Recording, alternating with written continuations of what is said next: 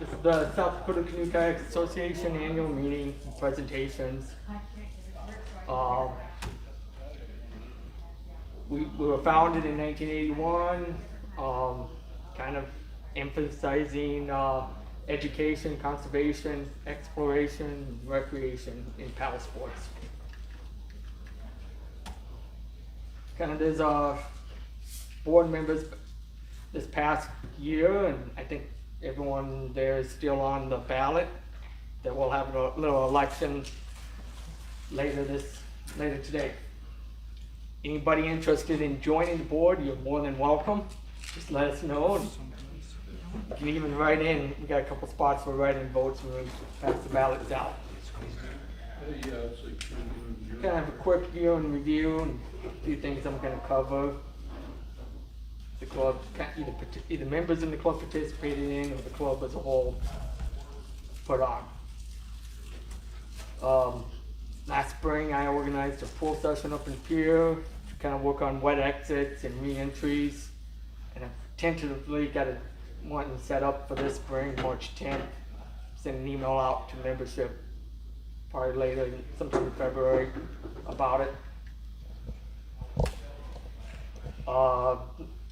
So last few springs we've done little Zoom presentations in the spring that we thought people would find interesting. Last year we did one from the organization Save the Boundary Waters, and then we also had Tim Kalman from Vermilion to talk about the Missouri National Recreational River. Other organizations kind of put on some cleanups that we had members participate in. Friends of the Big Sioux cleaned up the Big Sioux and around Canton and Watertown, and then the yearly National Park Service cleanup down in Yankton. And then the paddling fair happened in June here in Sioux Falls. I organized multiple full moon, some were more sunset, some were more full moon / night paddles up in Pier. Looks like we did about 4 of them. A new membership card, the one picture's from, if you notice that. Most of the people here I think know Jarrett, and maybe even knew Jake Ryder, passed away a year ago, and so Jarrett, instead of doing his normal Fortune Field 50 race, organized a shorter race and fun paddle in July, kind of to honor Jake. I think Roger participated in the Paddle Around Compesca this year. You and We won. We're the only ones to finish. it was a windy day, wasn't it? Really good. Yeah. There's a few members that helped out as volunteers for the Swim Across the Wahi event, and this year it was, let me read what I wrote here, the Middle Distance Open Water Nationals. Usually it's just kind of a local event, but and then I think Jen organized a little paddle on Oakwood Lakes. I think we had some members help out Sanford Adaptive Sports with some paddling events, and were you helping still with that? Mr. Fink? Did you help there yet this year? Yeah? Yeah.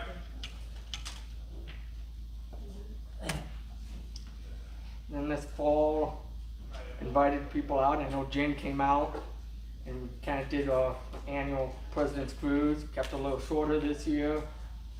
Just kind of came down from the Wahi Dam down to Pier. And then I think Bob was going to talk about Bill Burke a little bit. Is he? Yeah. You Ready? Yeah. Yeah. I'll let you give you a spiel and then I'll play the video.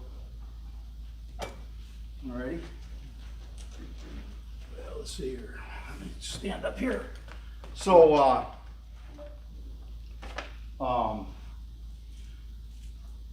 today I'm going to talk about how local river angels assisted Bill Burke, who was the latest Missouri River through paddler. But first, let's kind of start with some definitions. So the Missouri River, what's unique about it? Our Big Muddy is the longest river in the United States, extending 2,619 miles from its source at Browers Springs in the Centennial Mountains of southern Montana, and 2,321 miles from Three Forks, where the Madison, Jefferson, and Gallatin rivers converge. 6 main stem dams with 800 miles of reservoirs add a considerable degree of difficulty to a Missouri River journey. So endurance or through paddlers, who are they and what motivates them? Paddle sports have a fitness component, a unique combination of balance, strength, flexibility, power, and coordination. Like other sports, some participants desire to push paddling skills and physical capabilities to their limits. Endurance paddlers find the Missouri River descent a worthy challenge, and motivations of these paddlers include a sense of adventure, exploration, see new sights, learn about natural features and history. Personal achievement, they test their physical and emotional limits. They accomplish something different. They build confidence and self-esteem. And some paddle to promote a social or personal cause to raise awareness of, for instance, environmental issues or to support charities. So river angels, who are they? A sports writer described river angels as an informal network of folks who live along rivers, able and eager to lend a helping hand just because they want to. River angels on the Missouri River provide through paddlers and others too assistance and information helpful on their journey. So how do river angels and through paddlers connect? Norm Miller of Livingston, Montana, retraced the Lewis and Clark Trail solo by canoe and on foot during 2004 Lewis and Clark Bicentennial. Miller created the Missouri River Paddlers as a means to share information with those interested in paddling the Missouri River. It started as a Facebook group, but Missouri River Paddlers now has over 3,100 members worldwide. Missouri River Paddlers provides the most comprehensive information for paddling the Missouri. Members include endurance paddlers, river angels, and other interested parties, forming the most complete support network for through paddlers. This is a remarkable community. About 12 river descents occur every year, and currently 10 trips are proposed for 2024. So when and why did people first descend and ascend the Missouri River? The LGM, the last glacial maximum, occurred between 115,000 and 11,700 years ago. Glaciation shaped the Missouri River we know today. Tribal lore and archaeological evidence indicate indigenous people used the river as a migration route and to facilitate intertribal change. Fur traders built favorable relationships with native tribes who lived along the Missouri River to advance commercial interests, and they mapped the territory. Probably the earliest written account of someone who traveled the river just to satisfy a personal curiosity is that of Montchet Ape, a Mingo or leader of the Yazoo tribe in Mississippi. He traveled from his home on the Yazoo River sometime between 1687 and 1700, up the Mississippi and Missouri rivers, to and over the Rocky Mountains, to the Pacific coast, and back to his home in a 3-year journey to confirm oral traditions describing where his people originated. Montchet Abbey certainly used a variety of watercraft like dugouts or skin-on-frame boats. His travels predated the 1804-1806 Lewis and Clark Corps discovery and the Alexander Mackenzie 1793 Canadian crossing by a century. Montchet Ape related his adventure to an Anton Simon Lepage Dupras, a French explorer and ethnographer in then Louisiana colony. Lepage published his History of Louisiana in 12 installments between 1751 and 1753. Thomas Jefferson reviewed these reports with William Clark. Lepage included testimony from Montchet Abbey that native people on the Pacific coast told of ancestors entering North America from the setting sun by a land bridge. Today we call that Beringia, when the LGM ice reduced sea levels 400 feet compared to elevation today. Jonathan Cronin published the historical novel Yazoo Mingo in 2002 that describes the epic journey of Monchet Abe, including help he received from various tribes along the way. Indigenous river angels of the time provided assistance and shared information. So how did river angels in our area help the latest through paddler? Bill Burke, an 81-year-old Californian, retired from an international business and legal career, launched his reverse Lewis and Clark expedition in late May at Three Forks. Bill experienced 2 interruptions of several weeks each. The last in August caused him to leave his decked canoe and gear with Cheryl and Roger near Platte. Roger picked up Bill at Sioux Falls Airport on Tuesday, October 24, and Bill resumed his journey the next day on Lake Francis Case. Bill made Pease Creek the next day as a fierce storm arrived, if you all remember that winter storm in October. Due to pheasant season, no motel rooms were available in the area. So I moved Bill, his boat and gear to Pickstown, where he stayed with Deb and Larry Lucas until Sunday, October 29, when the foul weather cleared. Bill launched from the core ramp, River Right, below Fort Randall Dam that Sunday. That night, Bill missed Montfort Park and a warm room with the herds. He took out across the river at Verdell Landing, where an unknown river angel moved him to an unoccupied cabin in Lazy River Acres for shelter. Bill, the next day, on Monday, October 30th, missed the chute to Springfield and instead landed at Santee. So I moved him, his canoe and gear to a room at the Springfield Inn made available by the owner, Elizabeth Simic. Bill launched the next day, October 31, in much more favorable weather from Springfield to Yankton. I met him at the Lewis and Clark State Rec area on the lake, ferried him over the dam, and Bill paddled to Yankton, where he stayed with Dennis and Ann Menke for 2 days of rest and reprovision. Bill then stayed in Vermilion on November 2 with river angels arranged by Martha. He camped near Ponca State Park on the 3rd of November, and Dave Mays arranged for Bill to stay with Thane Johnson in Sioux City on November 4. Between Sioux City and Omaha, a rudder cable broke, so Nebraska City River Angel Pam Mabee helped arrange to move Bill's canoe from Council Bluffs to Drew's Yak Shack in Omaha for repair and then back to the river.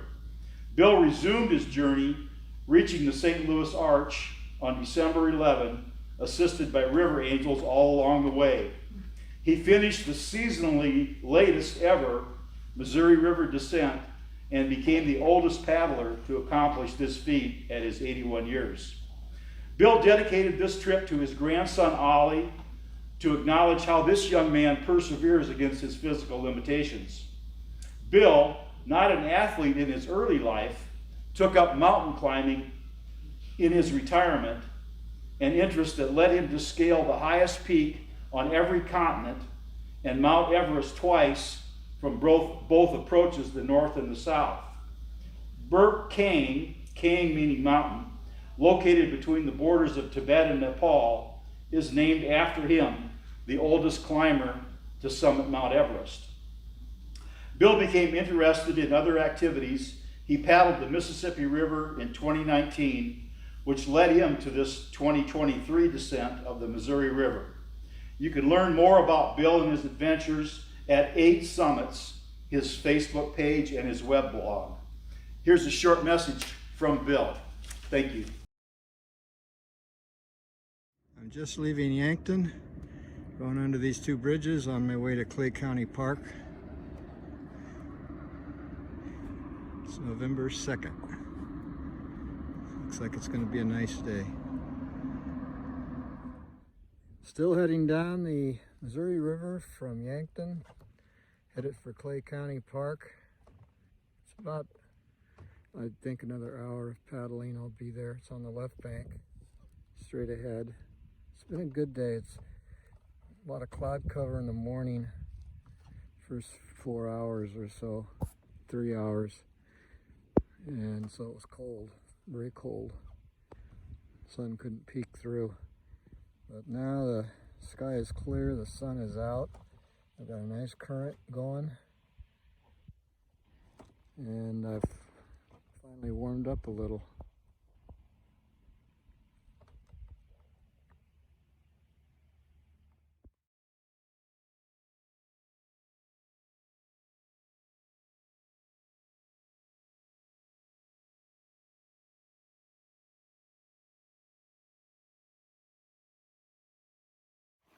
That was a good day. Got a little bit of headwind and crosswind.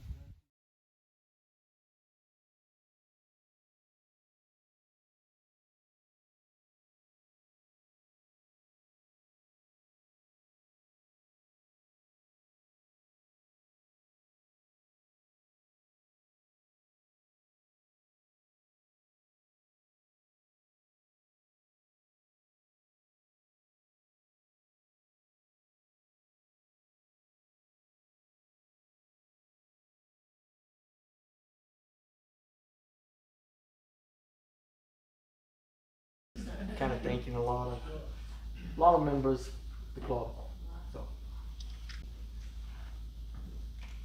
So first of all, thank you for having us today. The Sioux Council and Boy Scouts in the Boy Scout camp down in Yankton was founded in 1957 and has had a long history of being on the river. Scouting has a huge history of canoeing and kayaking and water sports. Our council is one of the few councils that also has jet skis and ATVs available. With our access to the river, the jet skis make a great addition to that. We had, this will be the 20th year of the Mr. Hab Trek, but even before that, way back in the 1970s, the Boy Scouts actually helped found the Missouri River National Waterway as a national recreation area, recognized by the Scouts. So the Scouts can earn what's called the 50 Miler Award on that, and then they can also earn a Trails Award for being on the river and also doing service. So last year we had some struggles, of course, through COVID. The flood changed the original trek quite a bit when a lot of the sandbars that they would stay in and the campgrounds that they would stay at were all washed away during the big flood. And so last year we counted it as a new beginning for the Mr. Hab Trek.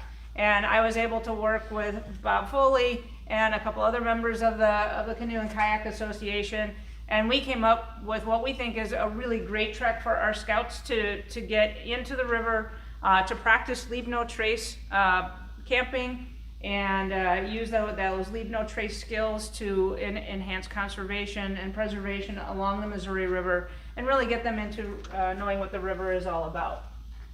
So this year will be the 20th anniversary of the river. I'm actually the outgoing trek director. Hopefully we'll have a new one. But for right now, this is the trek that we have. So it's 63 miles. And we leave at the beach at Lewis and Clark. So Scouts come in on Sunday. They stay with their unit for check-in, swim checks. We do a paddle skills check to make sure that their skills are such that the Missouri River will be a safe trek for them. We teach them how to pack their canoe for a long trek. Most of our Scouts canoe. They have a canoeing merit badge that they take. But the idea of being on the river for multiple days, they need to figure out how you put equipment into the canoe and not flip it one way or the other. And lose everything, how to tie everything in, so if you do get that flip, it all stays with you versus floating elsewhere. There is a water jug somewhere on the Missouri. At this point, that got away from one of the groups. So it's a 63-mile trek from the beach at Lewis and Clark. We do a pull out around the dam, and then we put them back in. That happens at Midway Beach. We found that worked just spectacularly. So we pulled them out, they portaged, they got the idea of portaging from that point. They also found out that carrying a lot of equipment on a portage is not all that much fun. portage it up to the parking lot, they reattach the canoes there, and then go around, and we put them back in the river just below the dam. They do practice Leave No Trace backcountry camping, so this is their first opportunity to really not be able to get to a car. So it's a great opportunity for them to figure out how to do that Leave No Trace camping. They do a backpacking stove or a small stove, so no open fires. They get a chance to work with the National Park Service. And then on Goat Island, they do conservation service there. And then at the end, the celebration, they get down to Ponca and are able to do horseback riding, shooting, swimming, hiking, all of that, and then we bring them back up to camp. So great time there. How do you see them? Switch it. So here's some of it. Our biggest trek last year, we had 32 campers. So you know, plus our guide, our 2 guides. So we had you know, two-man canoes. We did end up with 1 injury, so I did have to pull a canoe out and had 1 3-man canoe. So here's the trek as it is. So again, we're leaving from the Boy Scout camp on that next morning. So they come in on Sunday. Monday they're going to leave. During the morning they do some class work on what does it mean to do Leave No Trace camping.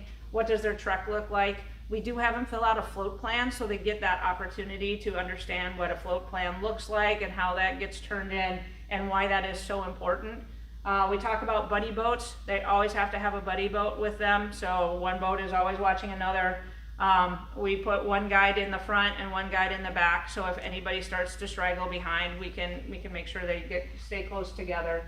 But they also have their radios for safety as well, and they're talking to base camp. So as a trek director, I don't actually go on the trek. I'm up in camp watching the weather, keeping track with the National Park Service to make sure they make their checkpoints on time, monitoring if anybody has an injury. I can get to anybody pretty quickly, beyond what is normal medical, you know, first aid that they can handle. So again, leaving from the scout camp, they're going to pull out here at Midway Beach. Maybe we'll pretend. There it is. They pull out here at Midway Beach, portage up to that parking lot to go around. We do encourage them to look at those pictures of the dam and see how much water is flowing out, and we talk about those flow rates and why that's important to pay attention to when you're paddling. The first trek, it was a beautiful week. 2 weeks before that, the water levels were relatively low and calm. The second week, we had a great big rainstorm the day before they left, and we had one the day after they left while they were on after their first day. And it really changed the current of the river. So they found out that things can change rapidly on the Missouri. We do use the Chief White Crane boat launch there just on the other side of the river or the dam in order to get them back in. It's a nice portage site. Everybody can reload the canoe in, get out onto the river pretty safely there. If they are paddling quickly, which our first group did, they were able to stop at Green Island and do a little bit of hiking before they went on to camp for the night. The second group, moving that many boats, they did not get a chance to stop and look at anything. They did talk about the bridges, and our guides can stop and talk about some of those things too, or pull all the boats together to talk about some of the historical pieces of the river and the scenery that they're seeing, and then the bridges as well. I also, in our Google Earth, which all of our leaders get beforehand so they can go through this with their scouts, the red hearts on our Google map are places where they can get off if there's a medical emergency, if we have an inclement weather coming in, so our guides know where the emergency pull-offs are, and our leaders that would do any driving would know where it is if we needed emergency personnel. We also tell them that if you want to use a restroom that night, take a break there. Because the rest of the time they're not. I can't thank the Foleys enough for this one. They allow us to camp on Rush Island for the scouts. So that right where that little marker is, right at the tree line, is where the scouts camped that night, so they're able to pull the canoes up the beach quite a ways in case there is inclement weather, which again there was on our second trek, and they knew to flip all the canoes over so everything wasn't soaked, and they were able to take shelter in that tree line, so it worked out pretty well. It's a great first stop for them because if they do have any issues that first night, they're fairly easy to get to. And again, our leaders have a couple of radios, so they radio in, tell us where they are, what time they got there, and when they're about to leave, they can text us off those radios and let us know that they are leaving, so we know when they're actually on the water versus when they're walking around. The scouts said they had a great time. They walked around the island. They looked for some plover nests. They were able to be in the trees. The ticks weren't too bad, unlike Goat Island, so they were able to get in there. And from the conservation side, we talk a lot about the regrowing of some of the cottonwood trees and that, so they're very, very cognizant of watching out for those young saplings to make sure they're not trampling them. They cooked on the beach that night. They had hamburgers. A couple of the kids went fishing, caught a couple fish, so they had a good time. They threw them back.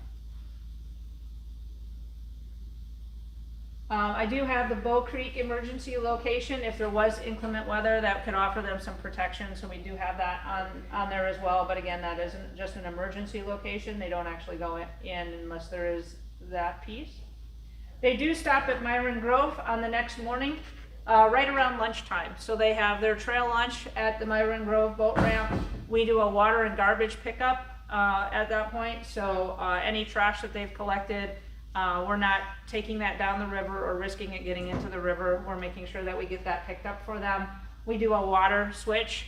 The National Park Service does not recommend that we even filter the water out of there. They asked us to please portage water to them. So we do that. So we do a water switch at that point, garbage pickup at that point, and again, any medical needs that need to be taken care of, I can handle there. And this is also where we meet the National Park Service sometimes, or they meet us on Goat Island. It kind of depends on the day. It's fun when they meet us there because then they can talk about the river. As we did find out, if the water is running high or it's right after a storm, getting into Myron Grove can sometimes be a challenge, especially with a large number of boats. They had to pull pretty hard to get in. And that is actually our only injury from this year. We had a scout leader pull her shoulder trying to get into the boat ramp.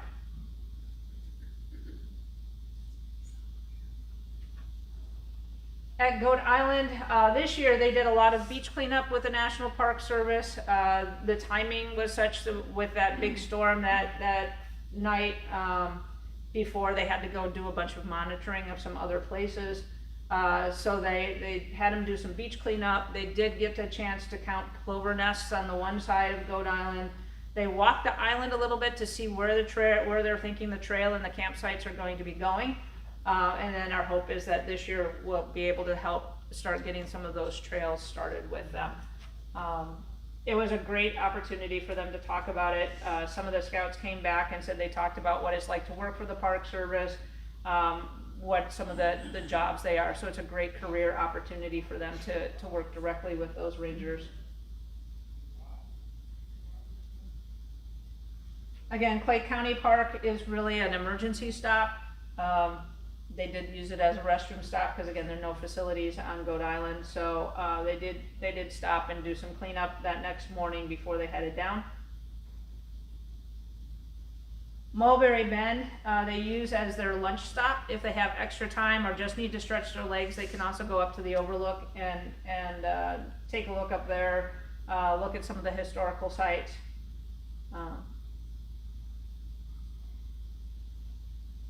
But our camp spot is actually the Bolton boat ramp.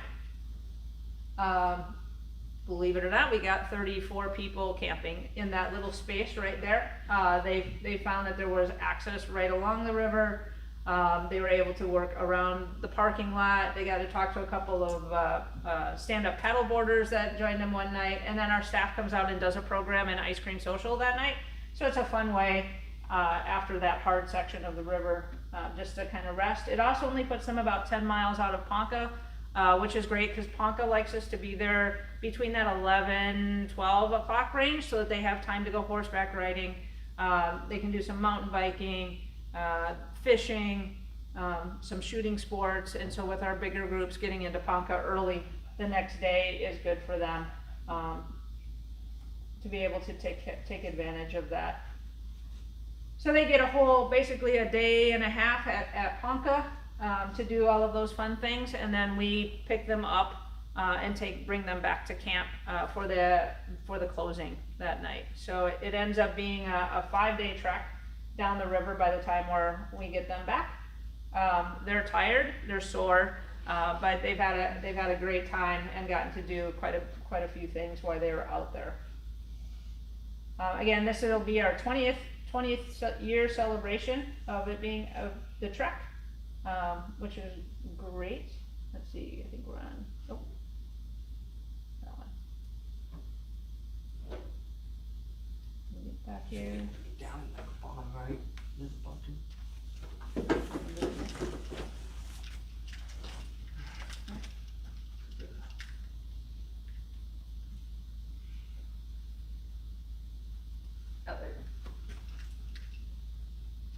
Okay, so there's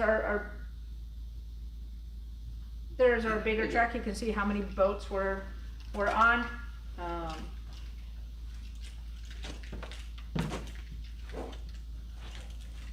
In 2024, we have 4 trek dates scheduled at this point. Registration is now open, so for any of you that might work with a scouting unit and want to encourage them to think about the trek, you do have to be 14 or older to go on the trek by BSA standards. This is at that Bolton boat ramp. You can see they have our nice little camping tents, and we can thank Shields for donating those to us this year. So we have these nice small open air tents that work really well on the river.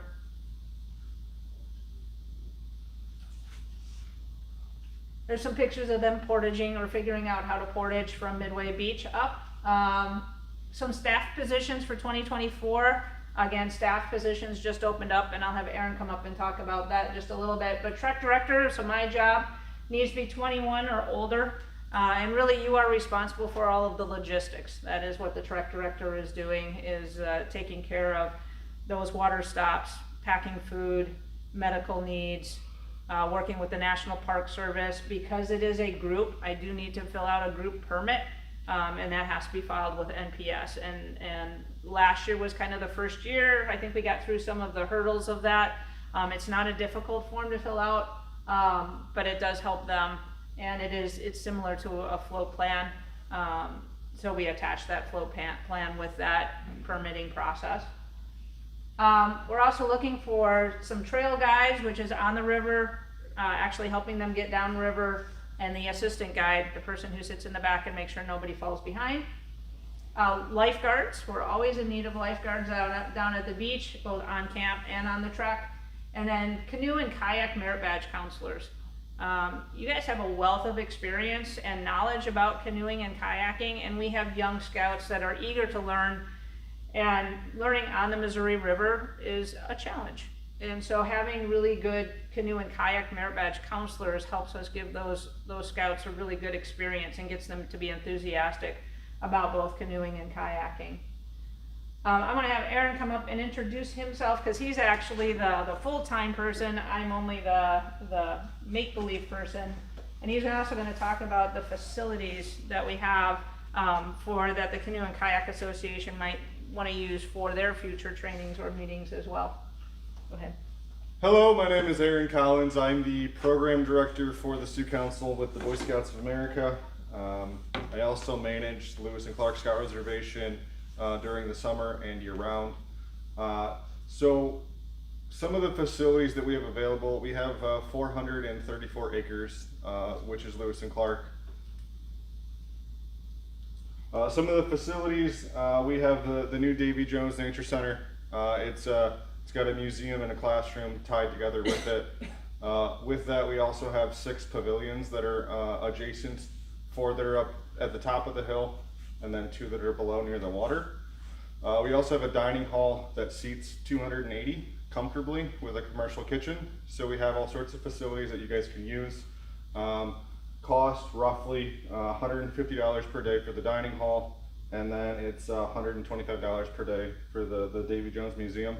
We've also got a bunch of new construction projects happening at camp. I'd say in the last year and a half, we've put just over $1.8 million into the property. So we've got a lot of upgrades, a lot of new things that are happening. We're expanding our jet ski program. We're expanding our ATV program. We're just making sure that the scouts have events and activities that they enjoy and that we're bringing them to camp. Is there any questions about camp?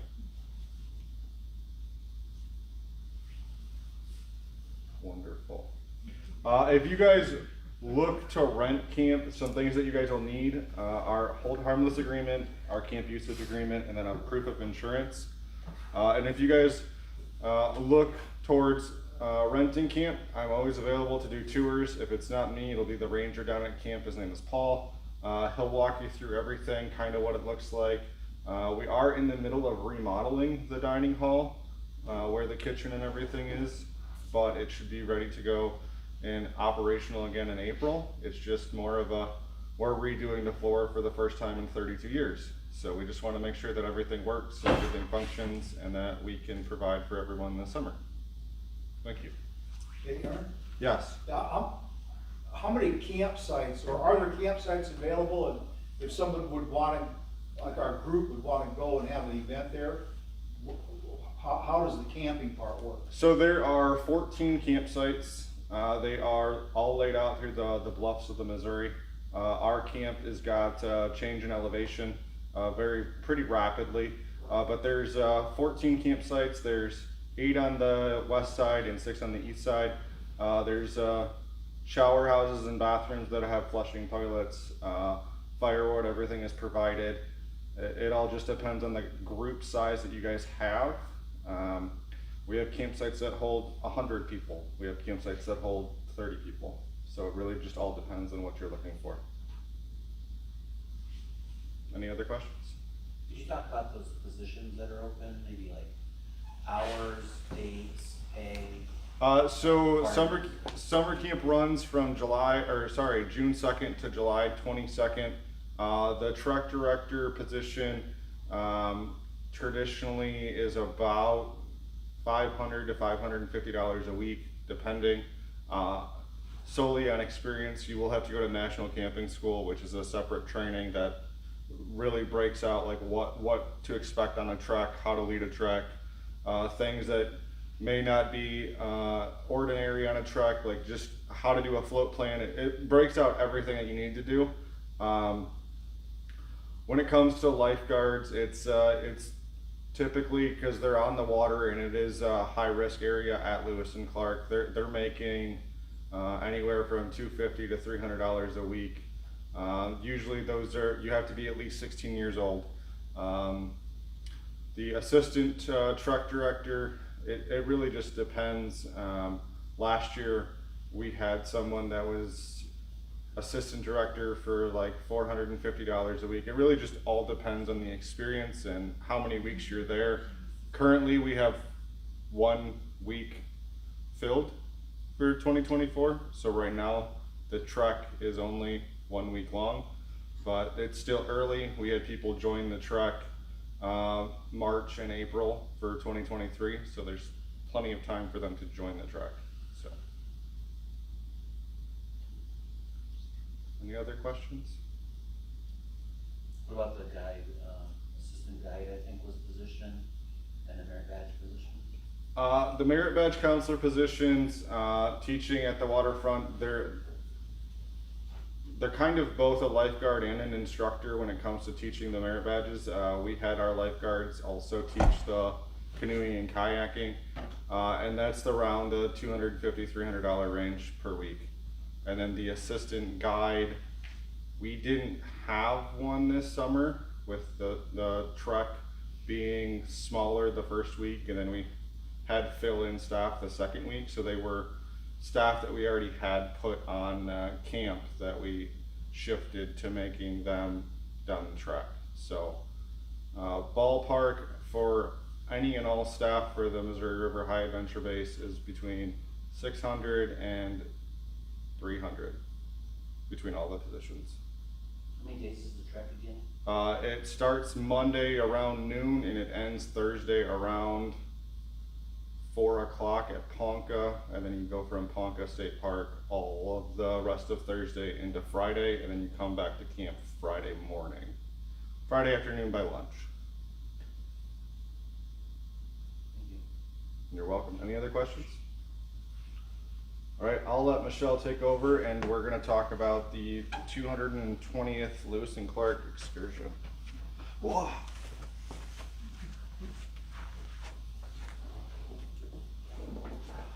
Okay, so with there being so many anniversaries this year, we decided we were going to do a big anniversary paddle event. So we're talking about the 220th anniversary of Lewis and Clark, the 20th anniversary of Mr. Hab. It's also the 70th anniversary of the Outdoor Code in Scouting, which is our big outdoor ethics program.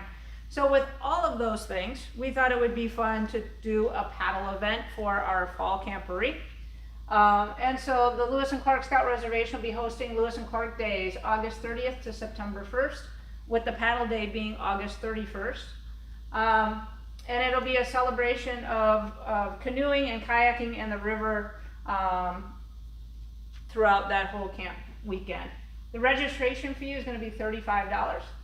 And it'll be a day paddle on the Missouri River and an evening celebration at Lewis and Clark. So launching from Springfield, the trip would be about 20 miles to avoid the delta, because if we think about August, the water levels can sometimes be kind of low. Also being an introductory sort of trip, scouts may not have all of the skills necessary to make a long trek on a single day. So we're looking at that 20-mile trek. Transportation to and from and between the boat launch site and scout camp will be available to participants. So we'll have ways to move boats and people. Programming at the scout camp will include some animal identification, so furs and skulls. We'll do a Dutch oven cooking class, a geology hike. The bluffs are beautiful. We actually had a couple fossils come out of the bluff this last year as it broke off. We had a big section of the cliff came down. The Davy Jones Museum of Natural History will be open, and then we also have our new little lake, which is stocked with fish.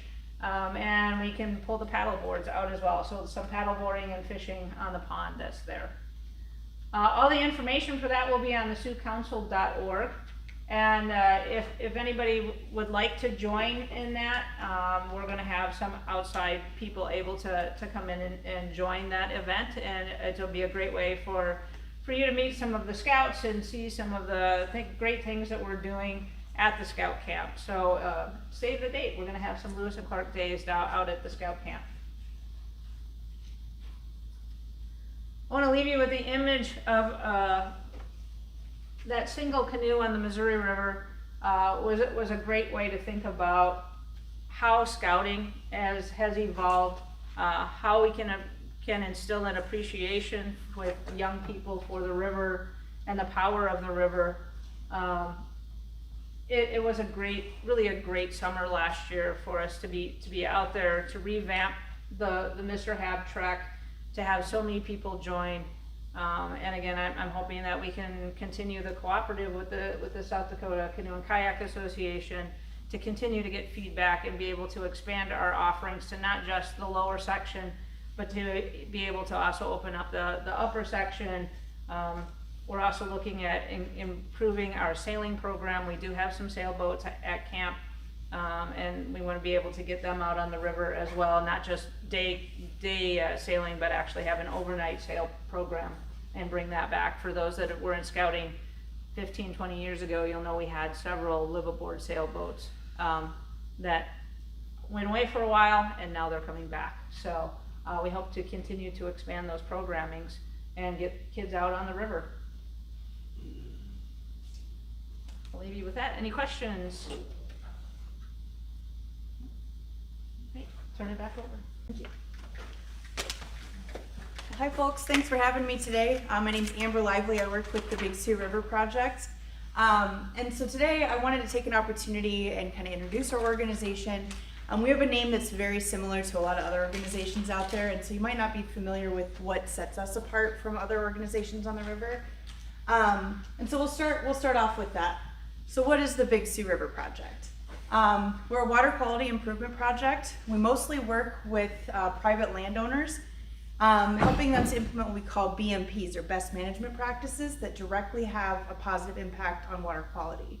So things like deep pit barns, waste management systems, things like that, to help reduce nutrient loading into the river, as well as things like buffers, which helps to not only improve water quality, but also provide habitats and some of those other secondary benefits that we really like to see as outdoorsmen as well. We work in a very specific area of the watershed. So our project is what used to be known as the Central and Lower Big Sioux River. The Upper Big Sioux River extends north into Watertown. Our project area is from Esteline to Sioux City. And so our priority focus is on water bodies that the Department of Ag and Natural Resources lists as impaired. We'll get into that a little bit more in a minute. But I did want to highlight the project area that we work on. The Big Sioux River, a majority of that is obviously in our purview. We also have Skunk Creek, Silver Creek, Beaver Creek, a lot of those as well, that we focus on and really do try to address specific concerns related to each of those individual areas.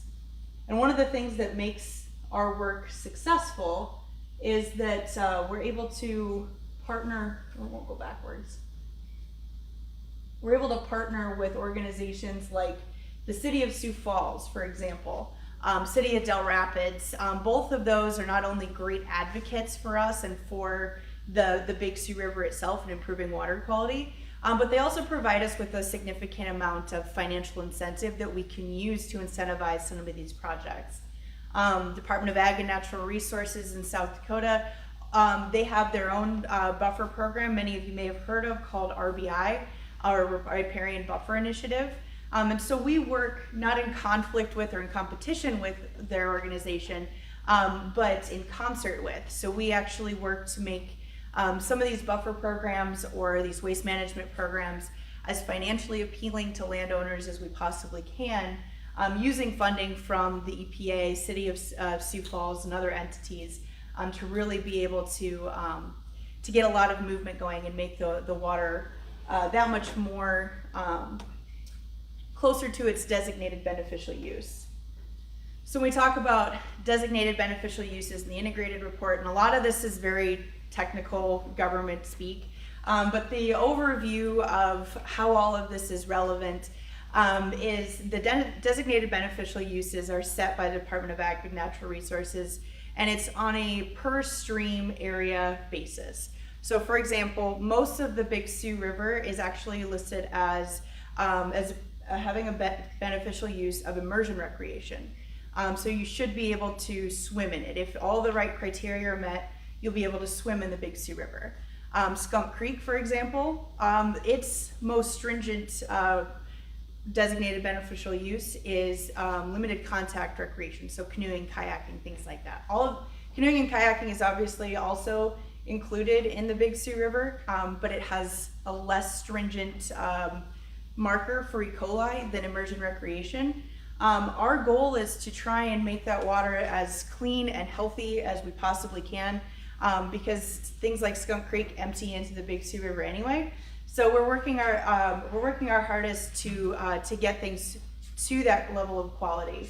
The integrated report is what sets that those priority lists. So it'll tell us what is currently meeting its designated beneficial use and what is currently listed as impaired. It's just a pass-fail. We don't get a grade. It's not you have a C- for this year, you had an A+ 2 years ago. It's either pass or fail. And so every 2 years we get this pass-fail grade for each individual area of the watershed. And then we have to look at what it's impaired for. For example, the Big Sioux River is impaired for E. coli. So we then set about talking to private landowners, talking to municipalities that are along the Big Sioux River, and trying to encourage them to get into programs that will help improve that impairment. So every 2 years we get a new report card, and the way that that report comes back to us is based on the number of samples taken on a water body. For example, if you have 10 volunteer groups, you've got the Friends of the Big Sioux, you've got Isaac Walton League, you've got other state entities like East Dakota or Department of Ag and Natural Resources, and they're all going out and they're taking water quality samples at random periods throughout the week. But there's one week where they all line up on the same day. So you have 10 samples on the same stream segment on the same day. We don't take all 10 of those numbers, we only take the worst one. So if 9 out of 10 of those say, hey, you know what, this is looking really good, we're within our standards, but that 10 one, you had a cow that stepped in the stream, for example, and left a deposit, and that's what you're getting for your E. coli, that simply fails for that particular day's sample. So you don't get 9 samples that are good and 1 sample that's bad. You have 1 day's sample that just says you failed. So we take all that into consideration when we're reviewing the success or failure of our efforts in the watershed. And we implement things like different BMPs like buffers. So buffers are located along that transition zone between the water body and the land called the riparian zone. And the objective for buffers is to trap and filter sediments, nutrients, and chemicals that may occur from runoff. It reduces erosion and pollution by helping to stabilize the riverbank. And it also, again, provides habitat for pollinators and wildlife. One of the ones that we really promote for the Big Sioux River project is called SRAM. And again, we're a state-ish agency, so we like our acronyms. SRAM stands for Seasonal Riparian Area Management Program. And the long and short of that is it's a seasonal buffer that we have producers voluntarily enter into a land management program which defers grazing or haying during the recreational period. So while you're out and about and enjoying the April to October recreational period, we're doing our best to keep livestock and cropping away from the river as much as possible. And this serves a lot of benefits. Not only does it keep those obstacles out of your way, it improves water quality. It also helps to reduce the sedimentation that sometimes comes from bank erosion or bank wasting that can happen when you have livestock trampling on the riverbank, or if there are folks that are cropping too close to the river, that a lot of that runoff doesn't happen as well. But we also help from the economic standpoint of the producers. We work with them to give them an alternative source of water for their livestock, which helps to improve their health and reduce the costs associated with a lot of livestock management. And so this is an example of last year's buffer implementation. This is the same spot. And yes, there's some seasonal differences, but we can see a lot of vegetation that's come in even in just one season. So in April, when we went out to this one property and did our surveying to see where the edge of the bank was, it's really difficult to see. It's kind of all just trampled down. You've got a lot of frost hummocks in there, and it doesn't really look like a very healthy place from a vegetation standpoint. It was pretty much a monoculture of Kentucky bluegrass. So we worked with the producer. They didn't seed or do anything else. They just let the ground rest for a few months. And then in August, we have this beautiful restoration of some native plants starting to come in. We can see that leaving these areas rest helps to reduce some of that erosion and things like that. But we wanted to look at what it does for water quality. And so from a sportsman's perspective, or from somebody who's enjoying the water, I'm sure that's a big concern, right? We all hear the Big Sioux River is dirty, it's polluted, it's still failing, it's still coming up on that pass fail, it's not hit pass for a while. So we wanted to see exactly what that meant. And so, again, for those of you that are not biologists, don't worry, it's not as complicated as it looks. The overall trend that we can see here is really exciting. So on the far right-hand side, we have an inset of an area of Skunk Creek. So that top area, SK1, SK1, 2, 3, and 4, those are all just water sampling sites that we have on a stretch of Skunk Creek. And the red blocks around some of these areas, that's where we had buffers from 2013 and 2014. So this data was taken after 5 years of having buffers on these areas. The first year is up in the first corner, and then the fourth year is down in this bottom corner. So we have starting with 2014, 15, 16, and 17. And the big thing to notice here is that as water flows downstream from SK1 into the buffer at SK2, the E. coli numbers are reduced. So what we can see from that is buffers are helping to filter out some of that E. coli. And then as it goes from SK2 to SK3, there's a very small plot of land in there it's 40 acres of pasture. But as it goes from SK2 to SK3, it still continues to filter that E. coli down. And then from SK3 to SK4, it's continuous buffer. And we can see there that the environment that E. coli needs to survive has been completely taken away. And so those E. coli numbers for SK4 are the farthest block on each of these graphs to the right. It's much smaller. So E. coli is being reduced as it goes through these buffered areas. So the more buffers that we have, the more we improve water quality, the less E. coli loading we have in the river, and the closer we're getting to meet the standards. So how that translates over a 10-year period in a little bit less complicated biology graph here. In 2013, when we started SRAM, when we started doing these buffers, we were seeing about 40 to 60% of the sample days coming back as not meeting the standards. So we were failing about 40 to 60% of the time. With the implementation of buffers, and now we have about 43 on Skunk Creek alone. Now, see, in 2021, we had 0% of those dates that were failing for E. coli. In 22, we were at about 15% of the sample days failing, and 23, we were right at 10%. So we are getting closer to meeting the standards, not just on Skunk Creek, but on the Big Sioux River as well. So even though we're failing less of the time. We're getting closer to meeting those standards. Water quality is improving, and this is a very positive picture of what we can expect in the next 5 to 10 years as well. And again, a lot of that has to do with these voluntary programs that landowners are entering into.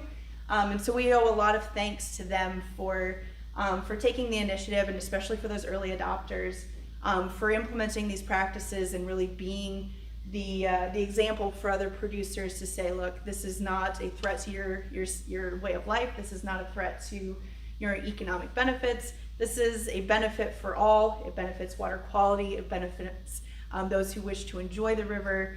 And so we're really excited to see examples like this that we can show how water quality is getting better in the watershed. And as of the end of 2023, the Big Sioux River project has implemented over 93 miles of river and stream protection in our portion of the watershed. And that equates to 3,742.3 acres in buffer programs alone. And so we've got a long way to go to get 100% adoption. We don't think that'll ever be possible, but really the thing we're looking for is how we can get to that meets standards for all the beneficial uses on the river, to make it a lot easier and a lot safer for everybody to enjoy it however they wish. The great thing that we can say right now is, regardless of whether we are meeting or not meeting the standards, we can offer the same advice for those who wish to enjoy the river. Be smart about it, wash your hands, and go at your own risk, right? So I mean, regardless of whether you're in a pure glacial lake or if you're in the Big Sioux River, chances are you're not going to wash your hands and then feed yourself directly. You just want to make smart decisions that way. And same thing as far as immersion recreation or swimming. We want to make sure that people are making informed decisions there. The big risk, apart from E. coli, is obviously always with fish line snags and things of that that can cause harm to your uncovered feet if you're walking in the river as well. So with that, I know that was a lot of information to kind of dump at you all at once. So if anyone has any questions, I'm happy to answer those. Yes? How wide are the buffers? So our recommendation is that buffers are a minimum of 30 feet. Other programs in the state have 50 feet minimums. The science backs 30 feet. Ours go out to the 100-year floodplain as well. So anything that's considered in that floodplain, we will enroll and give the producer credit for that, or a funding amount for that. Yes. What was it about the very first part of that you were talking about, like the funding, the different, like City of Sioux Falls and Del Rapids? What is it about Del Rapids that made the list? So that's a really great question. So the city of Del Rapids and the city of Sioux Falls both participated in what's called the SRF, or State Revolving Fund, non-point source tax credit or grant program, essentially. Any municipality that takes on a water quality improvement project, so like a storm drain improvement or water treatment facility improvement project, they're very large sums of money that they're taking out in these loans. And so if you take out a $5 million loan and the state charges you a 5% interest, you can defer 1% of that to a grant program, and that goes to organizations like ours. So City of Del Rapids participated in a water quality improvement project. They have some pipes that they're replacing and things of that nature. And as part of their loan, they invested in they deferred it to this grant, the SRF grant, so that the Big Sioux River project could invest upstream of their community and apply additional funds to incentivize participation in these programs. Yeah, a lot of it just has to do with where the funding comes from. Same thing with City of Sioux Falls. They updated their water treatment plant, and in doing so, they've been able to partner with us for a lot of great improvement projects, not just like our SRAM incentives, which bring some of those to $140 an acre per year for 15-year contract. We pay that all up front, and that's thanks to the funds that come from the City of Sioux Falls. But also they've worked with us to use that funding for things like the buffer program at Legacy Park, and we're working with them now for the family park upgrades to get a buffer there as well. And so they'll have some educational signage and have at least a 30-foot buffer around Skunk Creek there to get people more involved with thinking about the river and things of that nature. And if those of you who haven't been a part of their planning process, I highly encourage you to check out the family park plan that the city's doing. They want to have an accessible canoe launch and some other sporting type activities included in the new family park overview. So it may be of interest for you to kind of push for things that will help make water recreation more enjoyable for everybody. Yes? So I see you have a lot of the non-point source and working with ag, but what about your point source pollution partners? How are you coming in with them? Yes, so we actually don't address point source pollution directly. That is something that is taken care of by the EPA. So point source, you can identify exactly who is contributing the pollutant to the river. Non-point source is a little bit more vague. So we work not with like the Morels or the City of Sioux Falls, for example, on their discharge, but we work with just general overview or just water sampling information to make those decisions. Like I said, the EPA kind of handles point source pollution. Our tasking has been with non-point source pollution prevention. So how does that affect your numbers though, as far as being able to keep track of which is coming which? Because you're not going to get a passing grade if you're, right, it's hard to get past if you're always dealing with the point source. Yeah, and that's why a lot of our efforts have been focused more north of Sioux Falls or upriver. And if there are sampling points that are associated with a known actor, those are ones that typically you have larger entities that'll intervene and help to address that. Okay. Does anyone else have a question that I can help answer? I think that was actually my last slide. Get all the way through here. Yeah. Well, thank you all again for having me. I left a couple stickers on the back table there if anybody wants to take any of those. And feel free to reach out to either myself or to the project if you have any questions or if there's any way that we can be involved with your association. Thank you. All right, thank you all very much for coming. My name is Scott Miller. I live in Minneapolis, and special thank you to a couple people. My best friend Todd came with me today. He's from St. Cloud, so it was nice to have company. A beautiful drive across southwest Minnesota to get here. And thank you so much to Patrick for having me. Really appreciate it. So my wife made this nice logo, and this is a story that's about 5 years in the making. About 5 years ago, I had the idea to try to set the Guinness World Record for fastest trip down the Mississippi. Now, some people hear that and they say, why would you want to go that fast? Take your time, see the sights, enjoy the river. And frankly, I agree. I just didn't have that much time to take off work. And I love being on the river, and I thought it sounded like a fun challenge. So it's certainly not for everyone to go real fast. There's something to be said for taking your sweet time when you're out paddling. But it was a fun challenge, and even when we were going pretty fast, it was still beautiful. There were still all kinds of absolutely gorgeous things to see.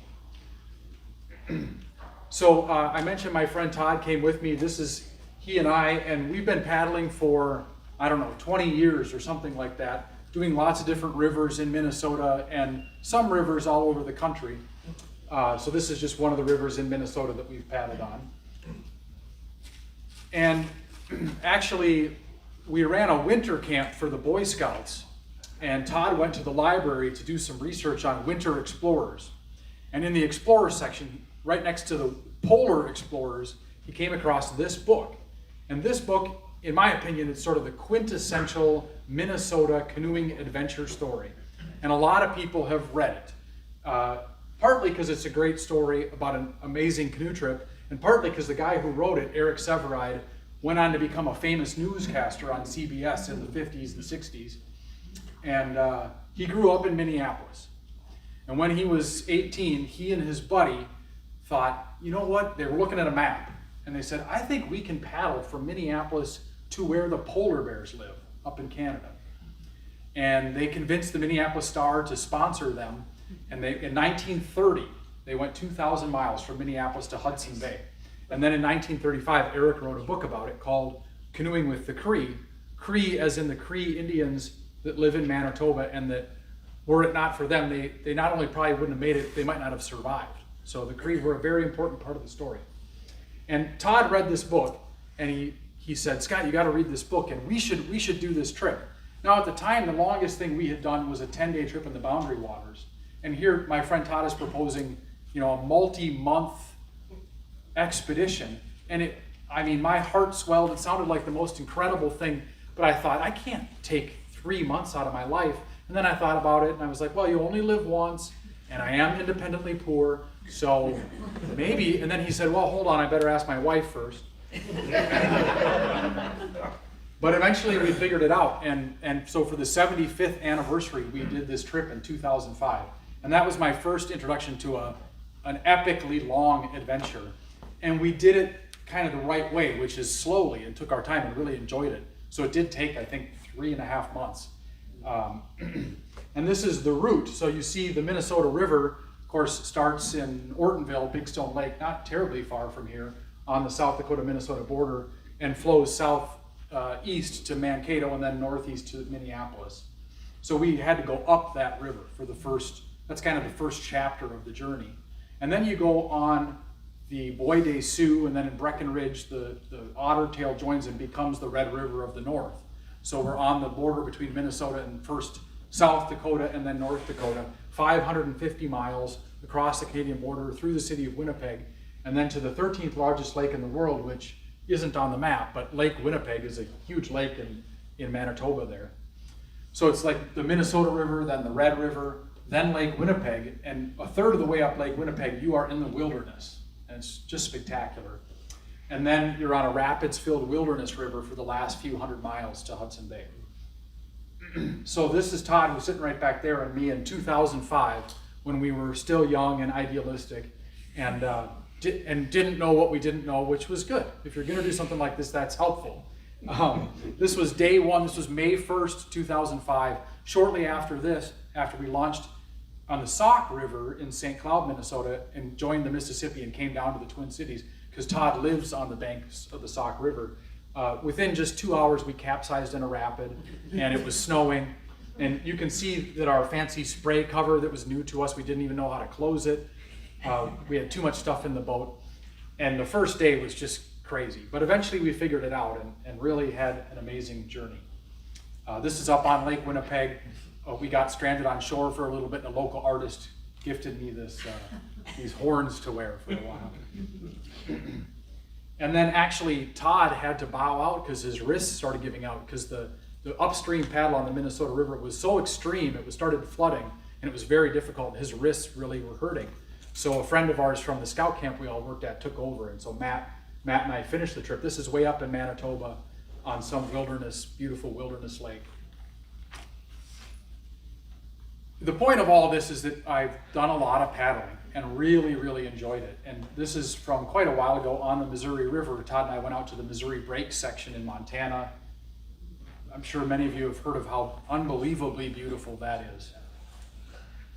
And this is on the Minnesota River, where I was thrilled to find out we do have natural vines, and you can actually pretend like you're Tarzan right in Minnesota if you want to. And then this was the most beautiful trip I've ever taken.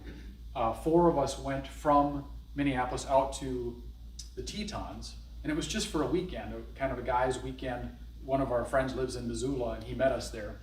And we brought canoes across South Dakota, and it was like 70-mile-an-hour winds. There was semis laying in the ditch, and we kept tightening down the canoe. And I really thought we were going to have to just leave it in some little bunch of trees because it was going to be the end of us. But finally, we got it winched down tight enough. And we ended up just having a 6-hour paddle on the Snake River by the Tetons, but it was worth it. It was the last day they were giving out permits, and it was snowing a little bit. It was in October. But just to see the light and to see the mountain and to see the snow and the clouds for 6 hours from continually different vantage point was just the most spectacular scenery-wise canoeing trip I've ever been on. So then there's the idea to do the Mississippi, the famous Mississippi River. And it flows right by my house in Minneapolis. And Todd and I had actually paddled on the river. The Minnesota DNR publishes beautiful maps that guide you to different sections of the river. It's 500 miles from the headwaters in northern Minnesota to the Twin Cities. And those 500 miles, there's no barges, there's no locks, there's a few dams you have to portage around, but it's pretty spectacular. And in 2018, I heard about some people that were trying to set the Guinness World Record, which I had never heard of before. It never occurred to me that was even a thing. But I was transfixed. And I thought, boy, I would love to try to do that. So I started learning about the river. And like I said, it's about 500 miles to Minneapolis. And then from Minneapolis to St. Louis, there's 27 locks and dams.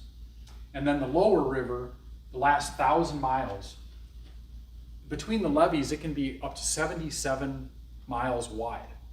And some people say it's the largest wilderness in the lower 48 of America because it's 1,000 miles long, up to 77 miles wide.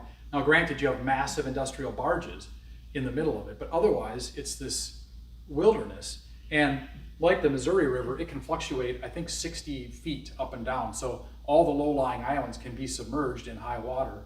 And then in low water, there's all these channels, and it's really remote and beautiful. So the tall guy in the middle here, KJ Milhone, he had actually set the Guinness World Record for the Mississippi in 1980 when he was 18 years old. And when I saw the guys doing the trip in 2018, he was on that team again. He was like 58 or 59 at the time. And what had happened is the guy he set the record with in 2018 had passed away. This is in like 2017. And at his funeral in Florida, he was telling tales from 1980. And the guy's nephew got inspired and said, I want to do that. So this young 21-year-old and his friend started planning, and they kept talking to KJ about advice. And then I'm not sure if they asked KJ to be part of the team or if he strongly suggested. I'm not sure. But they went from a 2-person team to a 3-person team. And to be fair, they never really had a shot. The 2 young guys weren't quite experienced enough. So when I was following along on Facebook and seeing their videos, it was exciting, but they were quite a ways off record pace, and they ended up abandoning their trip in Iowa. But I saw a video where KJ was talking about the thrill of the adventure, the thrill of the Odyssey. Even if they didn't set the record, it was just so fun to be out there. And I thought, that's the right attitude. And I sent him a message through Facebook. We weren't Facebook friends, but I sent him a message saying, if you ever want to try that again, I'd be interested. And he didn't even see my message for months, and I kind of put it on the back burner in my mind. But then he got a hold of me in the fall of 2018, and he said, you know what, let's get together. So we got together and we started planning and thinking about, boy, maybe we could do this. Should we have a 3-person team or a 4-person team? And he said, well, what would you think of my 17-year-old daughter being on the team? I said, hey, if she does all the training, I think that would be great. So we got Casey, his daughter, on the team. She's on the left of the picture. And then we started recruiting online for anybody else crazy/stupid enough to join us. And Oliver, a kayak guy from Northern Wisconsin, we interviewed him and we thought, okay, he'd be good. So we started training, and we were going to go in 2020. So we had a year and a half to prepare for this speed record. And we went on training trips in the headwaters and down in St. Louis. And this is at the headwaters here. And we learned a lot. This was from a GoPro mounted on the bow. So this is just the most dramatic split second from this. We actually didn't swamp here, but we figured out that when a barge comes, you want to be on the inside of the bend, not the outside of the bend, because the barge wake will swamp you if you're not careful. And this was in the winter. This is cold water, so we learned about safety and how to really talk to the barge captains. The barges are so massive, you really shouldn't be out there. But if you are going to be out there, there's all kinds of things you can do to mitigate the risk. Learn their language, learn how to talk to them on the marine radio and what channel, and how to talk about the red buoys and the green buoys and the 1s and the 2s and who's passing where, and should we be in the channel, should you be in the channel, all that stuff. And we just kept practicing and learning. And this was, Lake Pepin is a wide spot on the Mississippi south of the Twin Cities, and this is just an example of more how we learned how to deal with different conditions. This was on another training trip, getting ready for that. Well, this comes later, but there's multiple training trips over 5 years, and this just gives you one example of what it's like. Let's see if I can get this to... So for you,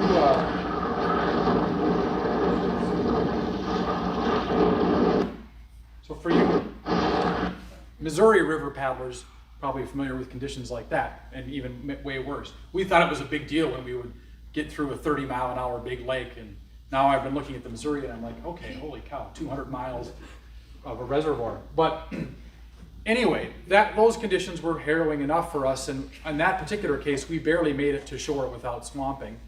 And so we learned how to have a better cover on our canoe and how to keep the water out. Eventually we got bilge pumps and stuff too, and we just learned how to navigate the waves better. So we were started in 2018, we trained and trained and trained. We were all set to go in 2020, in May of 2020. And then of course, the stupid coronavirus comes, and we ended up having kind of a falling out. And KJ, understandably, really was motivated to go in 2020 because his daughter had taken time out of college at this point to go. And he was getting up there in age, and he really wanted to go. But I'm a nurse, and we had stay-at-home lockdown orders, and everything was new at that time, and I didn't feel like, plus my wife would have killed me, like that I could break those orders. So we kind of had a falling out. And what happened is KJ formed his own team to make an attempt in 2021, and I formed my own team, so now we had a rival team. And it was mostly a friendly rivalry.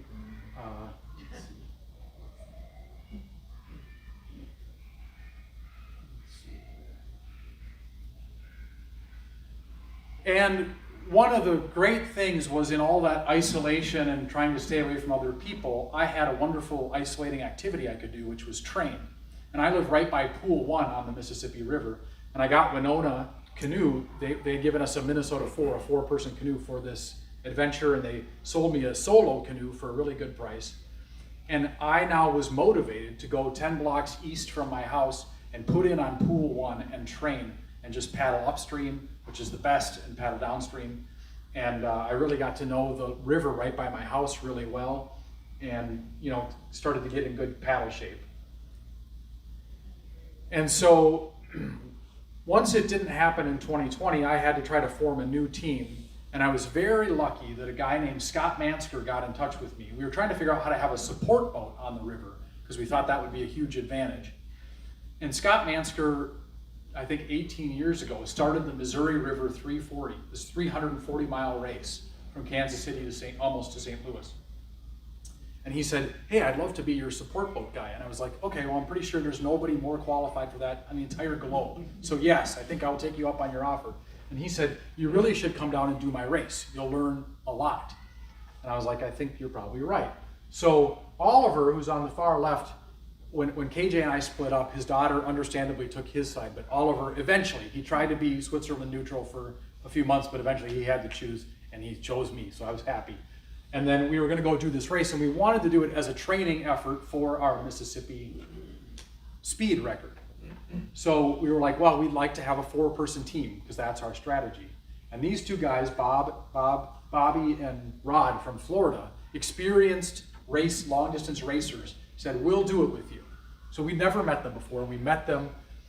And the night before the race, we're in Kansas City, and they take a look at our canoe, and they said, we got to move this seat, and your rudder's messed up. And they went to the hardware store, and they started cutting stuff, and I was like, okay, they know what they're doing. And I did learn a ton from them. And we did the 340, and we learned just all kinds of stuff. And my wife's uncle, who was volunteering to be our support crew, he learned a ton from doing this race. And you can see how beautiful the Missouri River is down there in Missouri. It was just a fantastic experience. That's me in the stern taking a little snooze break on the right. But we did have the canoe set up to sleep in it because that was part of our strategy for the Mississippi speed record. And so we were trying that out during this race as well. And there's Rod in the bow. This is just kind of one of the figures of the race that kind of tells where all the stops are. It's just an amazing event, the Missouri River 340. So then after that, and I think we still hold the record for fastest finish of that race in a Minnesota 4. We finished in about 45 hours. And then Rod from Florida said, you should come do this new race with me in Alabama called the Great Alabama 650. And I was like, the first race I ever did, the first canoe race I ever did was 340 miles long, and that just about killed me. I don't know if I can do 650 miles, where now instead of 4 of us, it's just 2. And he didn't tell me that there's basically no current the entire 650 miles, which was probably a good thing. So I convinced my wife's Uncle Moose to come with me, and down we went to Alabama. This was in 2020 still. And this was an even more epic adventure. Alligators, dolphins, it goes across the whole state of Alabama. The last 50 miles are in the salt water of Mobile Bay. Just an incredible event. Let's see. Oh, so hardly any sleep. We finally get to Mobile Bay after 6 or 7 days. The sun is setting, it's absolutely gorgeous. And then I just it never occurred to me that we might have dolphins swimming around our canoe. So it was just an amazing experience. Let's see.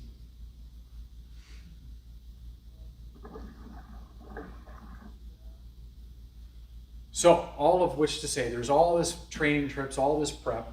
And then in 2021, we have the rival teams. And those sneaky guys decided they were going to leave 2 weeks early. And part of the strategy with the Mississippi River, if you're going to try to set the Guinness World Record, is figuring out the right time to leave. Because the earlier you go, the cooler it will be down south. On average, you'll have better water levels. So you want to go as early as possible. But it's northern Minnesota, and Lake Winnibigoshish is 16 miles across, and its average ice out is like April 24th. So you can't go too much before then. Although the earliest ice out ever is like in March, and the latest is almost to June. So it's a gambling thing. And part of my strategy was to have a very robust support crew. So I had like 20 people, or at least, signed up to do this, and a lot of them have lives, and so they had specific dates. So we had to set a specific date, which was May 4th. But KJ was more flexible. And so they snuck out 2 weeks before, because it was a relatively early spring that year. And they thought they'd have better water levels than us, and they did. And we watched them go, and they ended up setting the new world record. It had stood from 2003 until 2021. They set the new record, and then just 2 weeks later, we set out to try to beat their newly established record. So here they are at Itasca State Park. And this could be a 5-hour presentation because Rod and Bobby, those double-crossing jerks, joined his team. Now, granted, he agreed to pay everything for them, so I don't actually blame them. But it was pretty dramatic when I found out they were going to be on his team. So there they are. That's his team. And then 2 weeks later, here's my team, including Adam Mocht. I had gone up to buy, because in the divorce process, KJ got the canoe, so I had to get a new canoe. So I went up to Ely, Minnesota, on the edge of the Boundary Waters, and bought a canoe from the guy on the right at Piragus Outfitters, Adam Mocht. And everybody who I talked to up there said, you want to talk to Adam, because he's the crazy guy that goes in the Boundary Waters for days at a time and paddles further and faster than anybody else. And then I met him, and he's like 6'2", solid muscle, and I said, you know, he might be a good addition to the team. And then Perry Whitaker in the middle was the other guy that joined Oliver and I, and he's a long-time 340 guy. He had finished the MR 340 like 12 times or something, so very qualified. And actually, Oliver ended up dropping out, and I got another guy to replace him, the guy next to me, Joel Ford. He's from out in Maryland, and when I put the call out on the internet, he responded, and he had a lot of experience in adventure racing. In fact, he'd won the United States Adventure Racing Championship with his team. Adventure racing is like this orienteering thing, multi-day thing, really interesting. And he was just a great guy. So we didn't have any like real racers other than Perry, but we had good athletes, good paddlers on the team. Okay. So we set out 2 weeks after they did. We made it all the way down to Louisiana. When we got to Louisiana, we had about a 7-hour lead over their pace, over their new record pace. But there was a tropical depression in the Gulf, and there was huge waves and wind for days, and our lead dropped from 7 to 6 to 5 to 4 to 3 to 2. And then halfway between Baton Rouge and New Orleans, the waves got so big at about midnight that we had to call the safety boat over. And there, amidst the twinkling lights of various massive barges and chemical docks in the industrial corridor with huge waves, we called the safety boat over, and half my teammates said, if we don't get on this safety boat right now, you know, we're going to get killed out here. And the other guys said, if we get on this safety boat, we were holding on to it, and the problem was it was listing up the waves and listing over the top of us and then crashing down and almost ripping our arms off. And so half the guys wanted to get away from this scary boat that's threatening to crush us, but the conditions were so bad we also needed it to rescue us. So finally, the choice was made for us. The canoe sank out from under us. We jumped on the boat, and now this little houseboat is overloaded with guys, and so we have to balance out the boat, and the experienced salty sea captain at the helm had to try to navigate us through these conditions to shore and couldn't even get to the nearest boat ramp 10 miles away. He ended up ditching out at a little strip of sand next to an alligator-filled swamp, and we spent the night there. And a local Cajun River Angel guy arranged to bring us some beer and some whiskey or something. So some guys hiked through the swamp, and then they reached a place where they couldn't get to him. He was on the other side of water, so he started chucking beer and whiskey through the trees over the water, most of which shattered in the grass, but a couple made it back to the boat. And then finally the next day we get back to civilization, and the Cajun guy retrieved my boat out of the river. Eventually, actually, Todd and I had a whole adventure trying to get it, and we almost got it, and then he got it days later, and I finally got it back to Minnesota because I couldn't part with my wonderful boat, but it was stupid to bring it back to Minnesota because it was in no condition to ever be paddled again, as you can see here. It got wrapped around a chemical dock, and it was badly damaged. So they set the record, and we almost set the record and didn't do it. But I thought, I really want to do that again, which was crazy in retrospect, and I definitely never want to do it again. But I started planning to try to go in 2023, and now I had a little bit of credibility, and I got two of the very best long-distance canoeists, racers in the nation. And I told Joe, their names are Joe Mann and Paul Cox. They'd done the 650 and set the course record. They hold records in the 340. And I may have sort of told Paul that Joe said yes, and then told Joe that Paul said yes. But however it happened, they agreed to join my team. And I felt pretty good. Okay, let's see. So there they are with their Guinness records. And kudos to them. It's an incredible adventure. And a guy wrote an Outside Magazine article about the two teams and our experiences, and you can find it online, and it's just an incredible tale. I mean, they had all kinds of close calls, really close calls, and they had an epic adventure, and they did an amazing job. So you can see the record had been 35 days in 1980. Then they set the record. Two old guys who were just incredibly strong paddlers set the record in 2003. Bob Bradford and Clark Hyde. Actually, one of them was like in his 60s and one in his 40s, which just goes to show long distance paddlers tend to be middle-aged people because the mental part is so important and the experience part.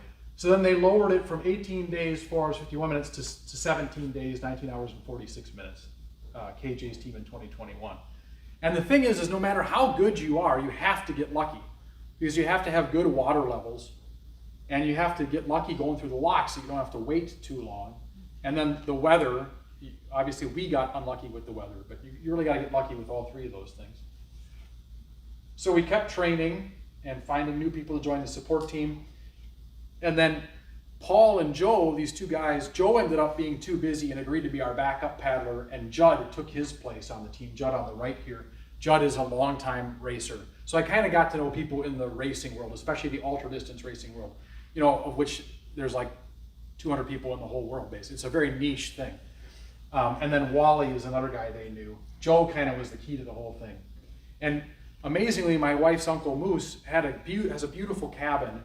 The Mississippi River makes this big arc for its first 350 miles, and Moose's cabin is right in the middle. So the support team could base out of there for the whole first few days, which was one of many amazing coincidences on this journey. This is at Moose's cabin on Whitefish Lake. And here's the setup. So this past May is when we did this. And you can see the canoe cover there, and the guys in the middle could convert their area to sleep or to paddle. So here we've got everything set up for all four of us to paddle. But you could have either one guy sleeping under the canopy or two guys at a time. It's a 23-foot canoe with a rudder on it. And here you see Wally kind of climbing up out of the sleep area. This is on one of our training trips.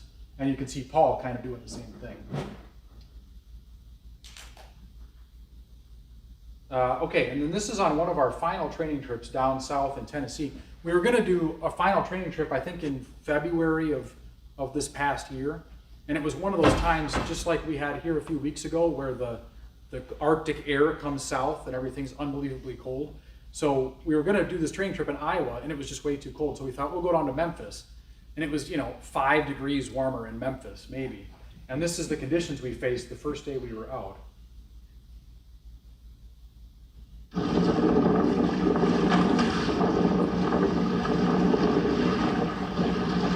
job.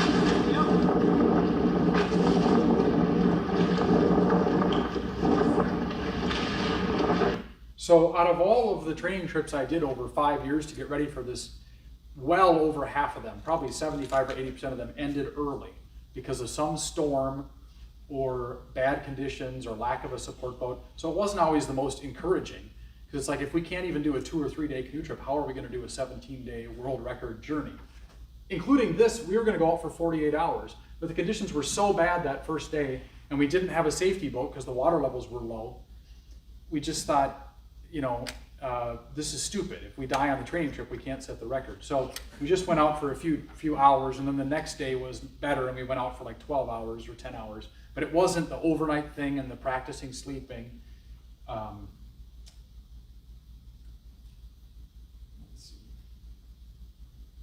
And then another amazing coincidence, on one of just a 1-day training trip, sometime last winter or early spring, we were on the river in Mississippi, in Minnesota, and a couple older couples started asking us questions. It turns out they're drone operators, so we convinced them to join our support crew and fly drones. And then we ended up getting a documentary film crew, and there's all kinds of amazing stories. But this is one of their drone shots from that day.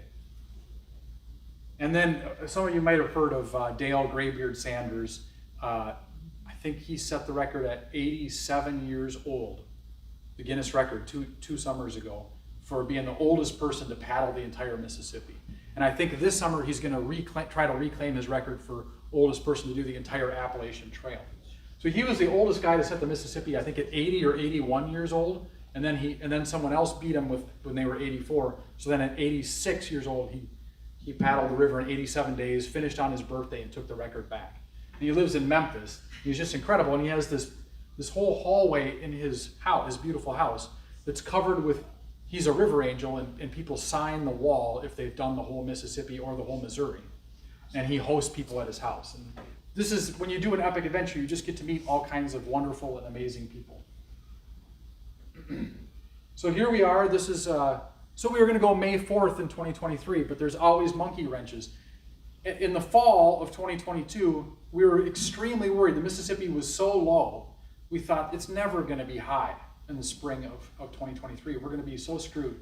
But then, I'm sure it was probably true here too. Unlike this winter, last winter there was a ton of snow, especially in Minnesota, especially in northern Minnesota, like record-setting amounts of snow, which was just amazing.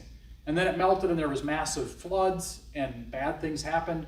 But then the floods started to go down and we caught it just at the perfect time.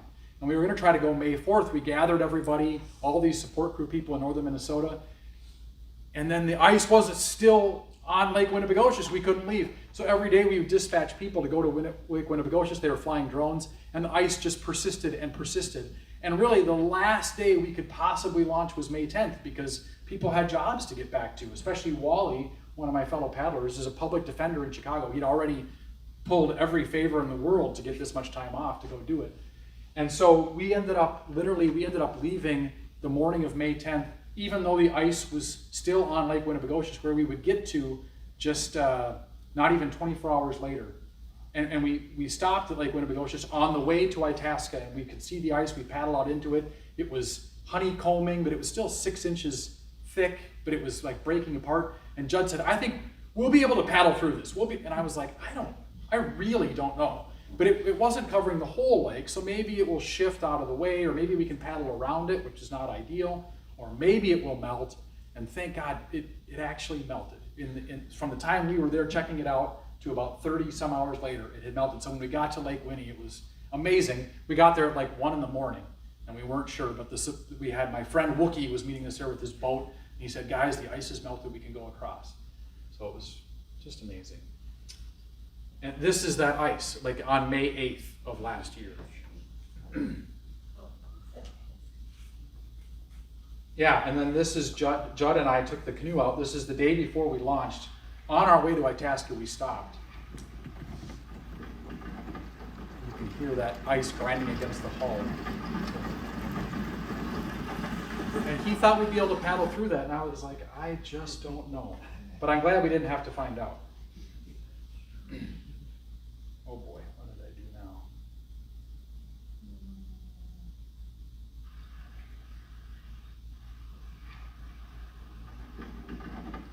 Oh boy.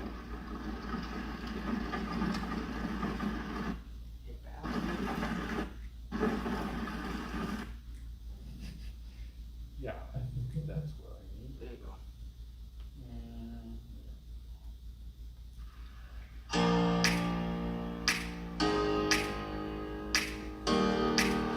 The next video started playing. Okay, here we go.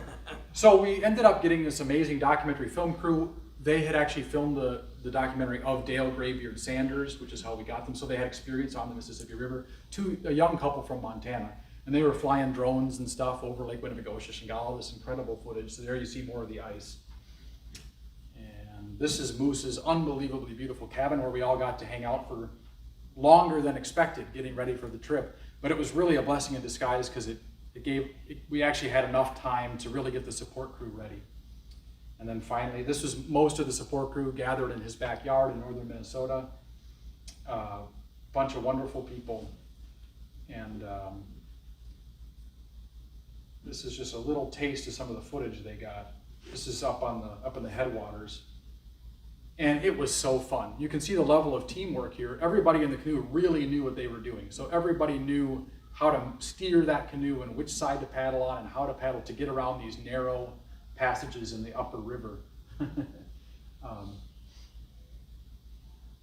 And that's the great thing about canoeing is you can be the strongest person in the world, but if you don't know how to paddle and sink and have a quiet blade, you're not going to be very fast. So I like that I mean, I'm not an Olympic caliber athlete. This was a world record that was achievable by me because I hoped that my organizational and teamwork skills could make up for the lack of athleticism and my teammates' athleticism, and it ended up working out. Okay. So this is just this amazing drone shots they got. You can actually see the canoe in the little river. You can see the 23-foot canoe in the little river there. There's these great big wild rice bogs up in northern Minnesota. And then this is that little river, and there's just all kinds of trees to get through and beaver dams. Yeah. One more shot here. So yeah, we would just be out in the middle of nowhere, and all of a sudden there'd be the insect noise of the drone flying around.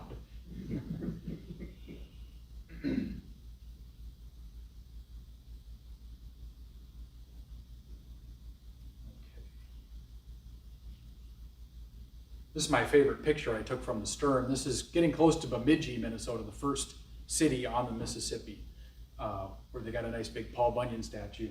And you can just see how beautiful. I mean, even though we were trying to set a record, you know, every day there was just absolutely gorgeous things to look at. Yeah, and then this is on Lake Winnebagosius where we had that safety boat. So the documentary film crew was on the safety boat.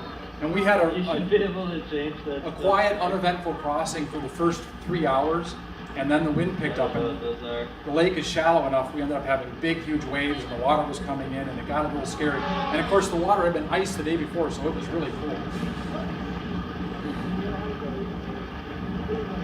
Yeah. So that was on the first night of the trip. This is actually from the 2021 attempt. And you can see how, even though we're trying to go fast, you know, it's also just beautiful and just enjoyable to be out there.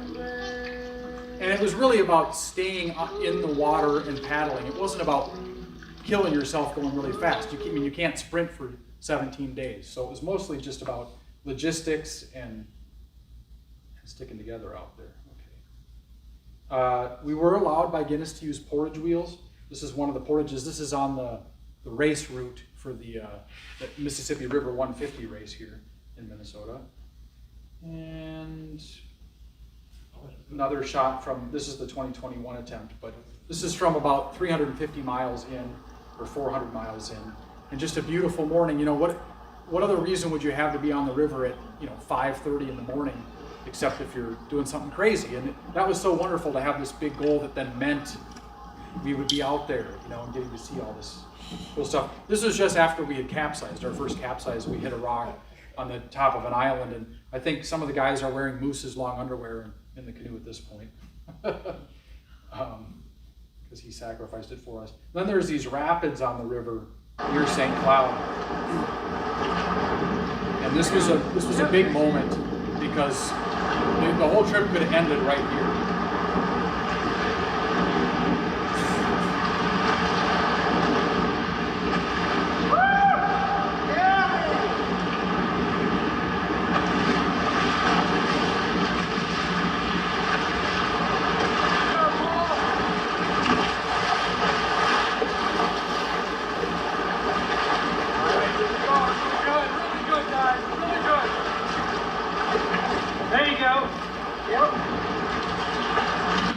We're not using them there, but we actually had Bluetooth headsets that we could talk to each other. So the sternman and the bowman, when the two guys in the middle are sleeping in the middle of the night, A, you wouldn't wake them up because you could just talk quietly to the guy that's sitting 15 feet away from you.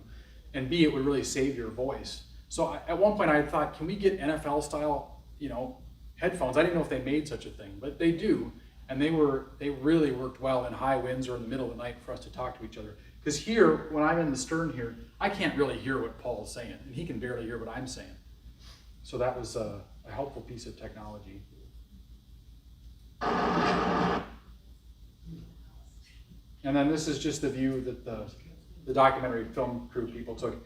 We stopped and scouted the rapid on the way up north, and with the high water, it was a sight to behold. We missed the main drop. We took a circuitous route around the main drop, but there was still, had we screwed up, the consequences could have been severe here.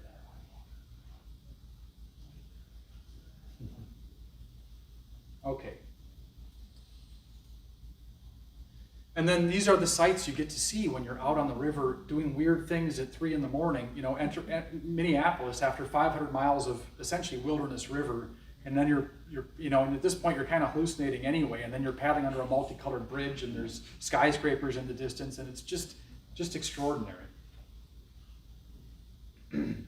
So here you see the Falcon. This was Scott Mansker's support boat that joined us in St. Paul for the rest of the trip. And we were late, so they had been waiting for us for days because of that ice on Lake Winnie. So I thought they might be a little upset with us. But we get to the portage around Lock and Dam 1 because it's closed. It's the middle of the night, and some people have floodlights, and we start with like a mile-long portage, and we get there, and there's Scott Mansker. And as we're arriving, he hits some button on the boat, and the ABC Wide World of Sports music starts blaring through the loudspeaker. And he's got pizza for us, and he's like, all right. We actually had 2 support boats. These are them, the Falcon and the Mo Betta. And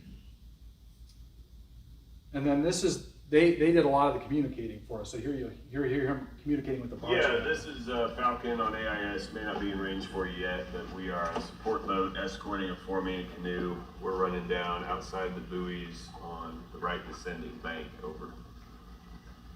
Hey, Ron, just coming up live. All right, copy. Well, we're going to stay here out of the way, and if you need anything changed from us, let us know.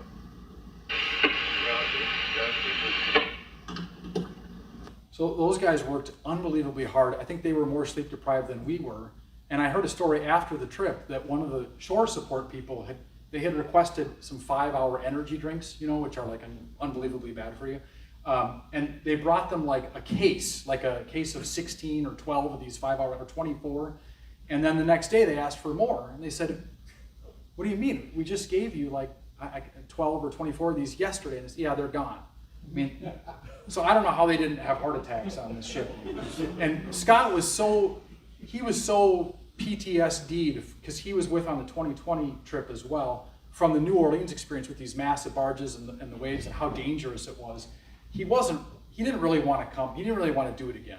But fortunately, the local river pilot and river angel down there, Joey Cargill, arranged for some local captains to be on the boat and guide us from Baton Rouge down, which was incredibly helpful. Okay, I'm getting through. Let's see. So generally they rowed behind us. There you can see a big barge. This is actually from the 2021 attempt, but you can see 2 guys are sleeping in the canoe, in the lock here. One guy in the wet sleeping bag there, another guy under the green cover, and then Perry's in the front and I'm in the bow and the stern. So how do you sleep in a canoe? How do you ever get comfortable enough and less stressed to be able to do that? You just get so exhausted that you don't care anymore. That's how that works. That's what we figured out. This year when we got through Lake Pepin, there was a ton of fog, and there's so many stories from the adventure. In the pools between the locks, it's not like you're in a river. It's like you're in an obstacle course of a lake. And we had a little electronic tablet that kept us in the channel at night, thank God, with an app developed by John Marvel, who made the app for navigating in the Missouri River 340.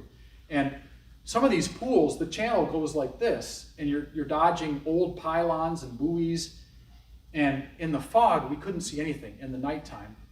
And we're looking for advice from the support boat, Mansker's support boat, the Falcon, and I look over, and they're literally doing pirouettes down the river. They're turning 360 degrees, just twirling down the river, trying to figure out where to go. And I'm like, okay, we don't want any advice from them. I don't know what's going on over there.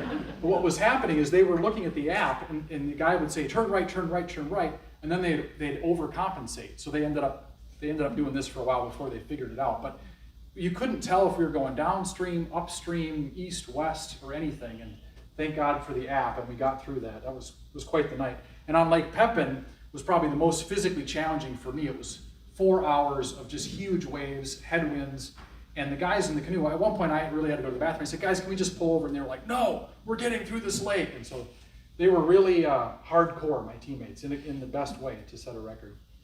And then we kind of went viral, and so most of the locks have these like viewing areas, and so there'd be people in the middle of the night come to cheer us on, which was just amazing.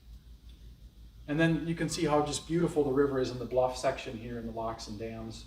This is in Lansing, Iowa, which I thought was the most beautiful river town of all. Yeah, just incredible.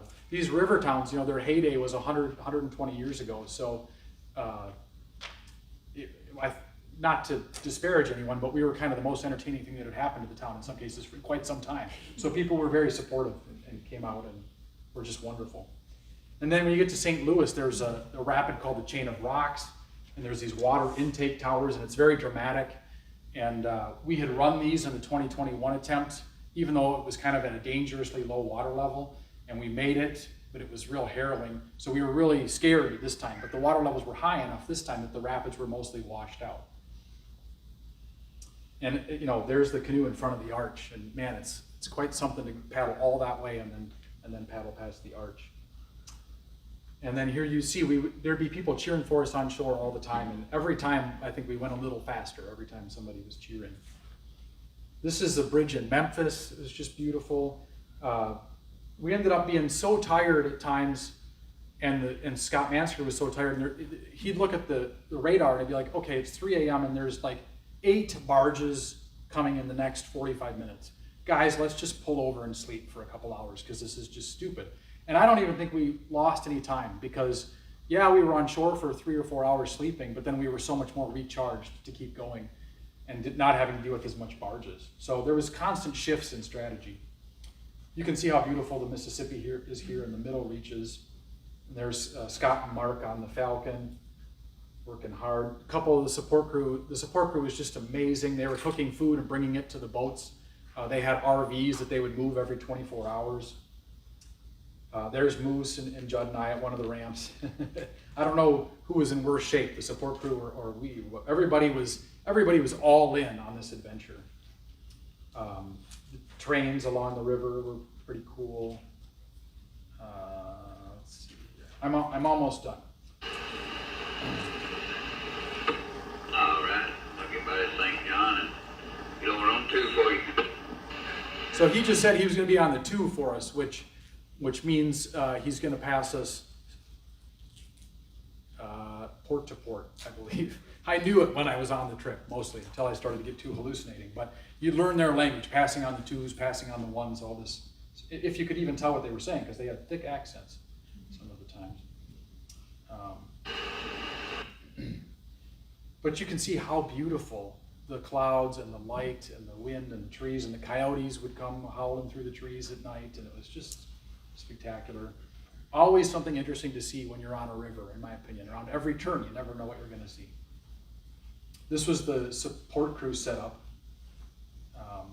And then in Clarksville, Mississippi, there's an outfitter run by John Ruskey, and I'm pretty sure it's a utopian cult because it's like they're mermen and merwomen that come out, and it's just unbelievable. They're in this incredibly gorgeous part of the river. John Ruskey looks like he's lived on the river for his whole life. I think he might be immortal, actually. They bring their homemade canoe out to meet us, and of course, we're totally exhausted at this point. And they've got homemade guava lemonade in homemade cups that they extend to us on their wooden paddles, and fresh sliced watermelon. And they paddle with us for an hour, and then like, okay, guys, we got to go. And we look behind, and one by one, they're swan diving out of their canoe and swimming in the river. I swear to God, it all happened. And then what's so funny is Wally said afterwards, he said, this is like half an hour after they'd left us, and he said, man, I wish I had John Ruskey's abs. And and anyway, we made jokes about that the rest of the time. But we think we might all, if we get too sick of the world, we're just going to go join John Ruskey's Quapaw Canoe Company called for the rest of our lives. So here's a drone shot they got of how big the barges get and how big the river gets down south. And let's see. Moose is holding the seat with the hole in it here that we used to do number 2 in the canoe. You could take this hole out, and we'd have a wag bag underneath, and then the support crew was so committed they would actually be willing to take these wag bags from us.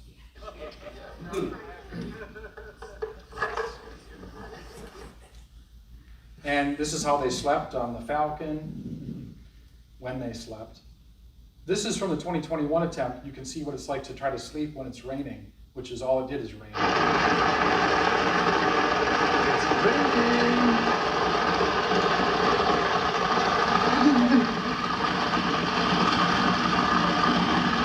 Poor guys, cutting it out.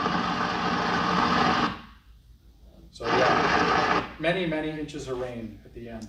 This was a bunch of supporters and support crew towards the end down at New Orleans here. Here's another drone shot. You can see the canoe there. That's how big the river is down south.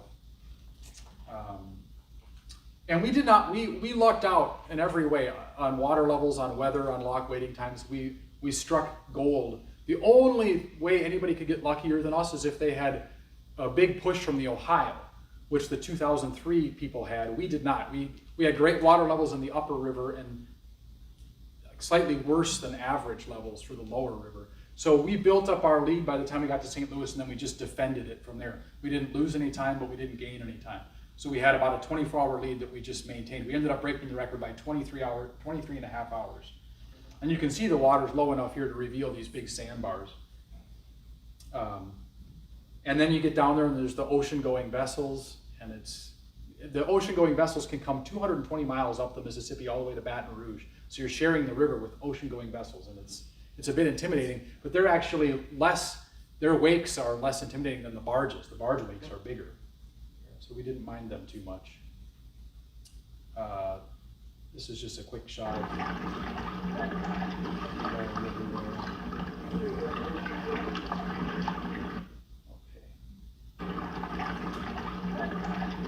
I know we started early, so I hope it's okay. I'm taking a couple extra minutes. Okay. So here we're in the industrial craziness of New Orleans, and there is so many chemical plants and oil refineries along the river from between Baton Rouge and New Orleans. It's a crazy place, especially at night. Thank God we had the river pilots down there to help guide us. You can see the little Falcon support boat in our canoe there in the river. Yeah, there's the two support boats in our canoe. And this is somebody flying over New Orleans afterwards. You can see all the boats in the river. and somebody contacted us and said, hey, my son really loved New Orleans, and I'm a big paddler, and my son had I can't remember actually what his health condition was, but his adult son had passed away. And he said, would you guys be willing to take some of his ashes from the headwaters and put them in the water in New Orleans? And it was like, yeah, we'll do that, but you realize we might not make it at all, and it was just quite the honor. And so, but it invested the trip with an even more solemnity and importance, and so it was a great honor to get to put his ashes in at Algiers Point here, the deepest spot on the whole river. And then finally at 2:17 a.m. we made it to mile marker 0. This is where Guinness says you got to get to, and there's this rickety tower, and the support crew with our friends and family, they were hoping to charter a boat because this is 20 miles south of any road. So to get back upstream, we don't want to paddle at this point. So the plan was they were going to charter a boat and meet us out there. Well, now it's 2:17 a.m.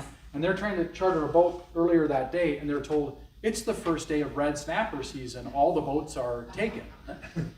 But they all caught so much red snapper so quickly, the boats ended up being available later in the day. So for the last few hours, we had a boat filled with, I think, 50-some friends and family and support crew screaming and cheering for us for like 3 hours, and we can't even see them. It's so dark. But we're just paddling as fast as we can with these screaming and yelling, and then they lit up the tower, and we stupidly and dangerously climbed up it, even though we were, totally exhausted. But it was quite the satisfying ending. It was such a more dramatic ending than I'd ever imagined.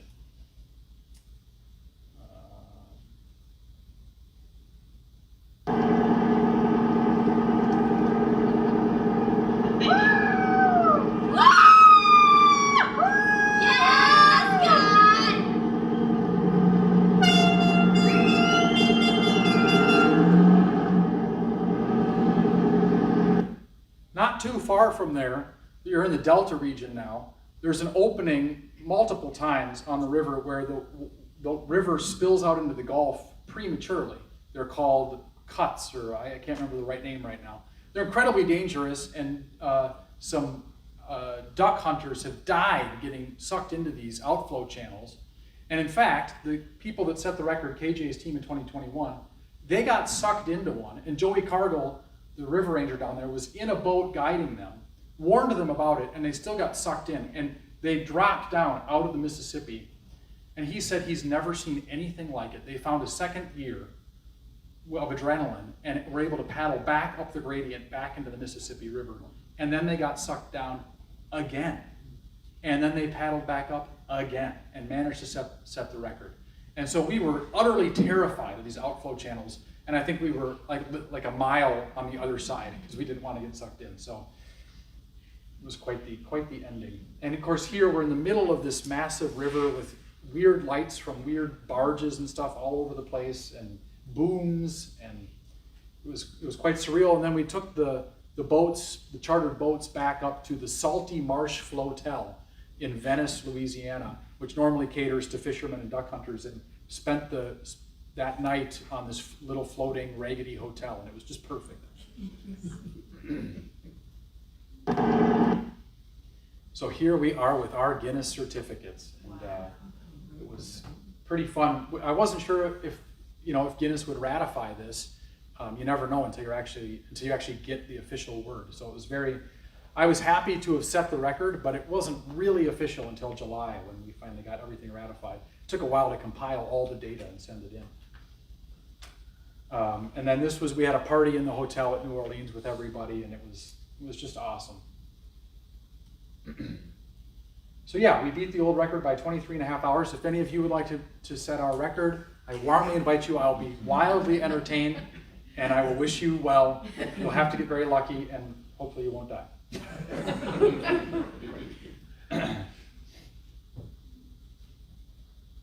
So just a couple other quick things. Todd and I live in Minnesota. We think that the Mississippi River is vastly underappreciated by our fellow Minnesotans who are focused on the 10,000 lakes. But the river is awesome. And so we started a weekend of canoe races and tours, which I know some of you have come over, including Patrick and done. And this will be our third year. It's in June, and it's just a wonderful event. We actually have 7 different races and tours now, from 5 miles to 150 miles. And we even have a guided tour. So we have something from beginners to whatever level of challenge you want. We've got something for you on this beautiful Mississippi River. It says June 10th to 12th, 2022. So this year it's June 7th to 9th. And you can see this is the start. I think you might be in the shot somewhere, Patrick. This is from 2022. And we have kayaks, surf skis, canoes, stand-up paddle boards. Everybody's welcome to come and do this race. And then last but not least, the documentary film crew is trying to raise some money because they're independently poor like Todd and I were in our 20s, and they're working on this documentary. So I do have t-shirts that if anybody wants to make a donation of $30, you can get a world record t-shirt. And it looks like this. It has the map of the river on it. It has our record, and on the back it has the support crew names. So we have these. If you want to make a donation of $30, we'll have them out here afterwards, and then at the restaurant at 5 as well.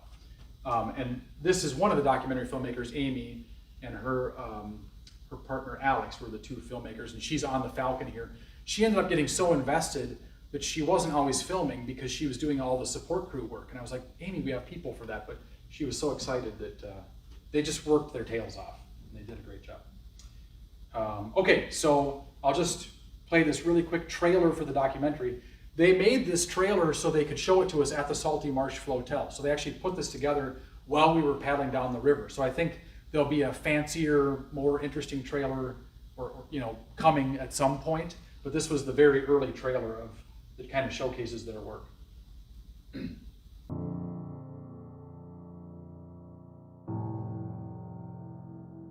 The current record is 17 days, 19 hours, 46 minutes.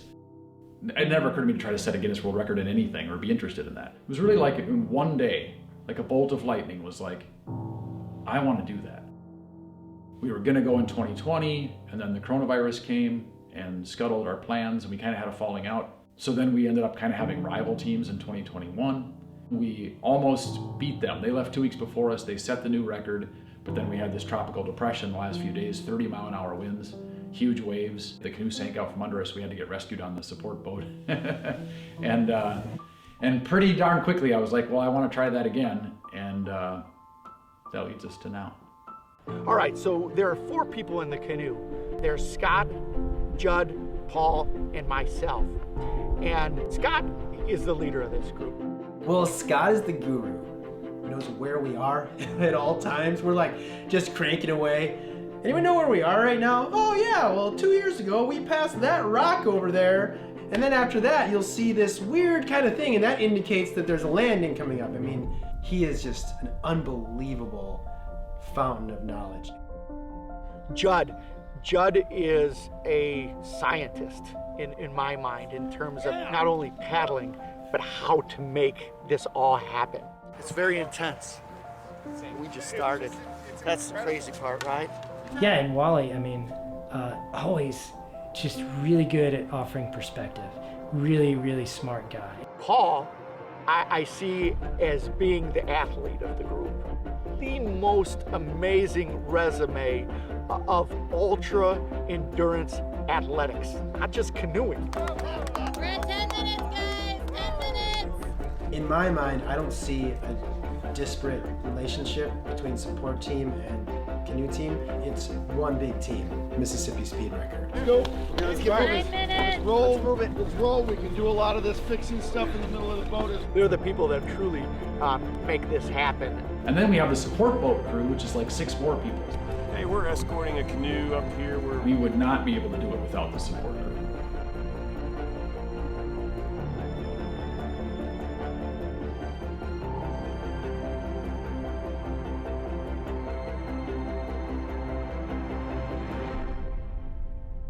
Unlike winning a gold medal in most Olympic events, where it's entirely about skill and physical ability, this record has a big element of that, but it also has a big element of teamwork and cooperation and planning and strategy and luck.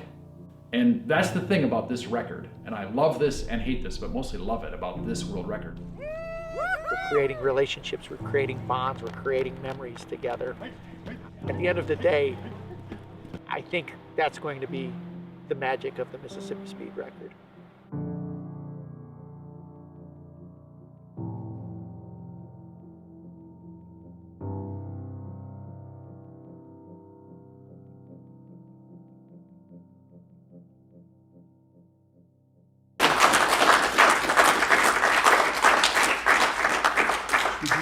Yeah. Okay.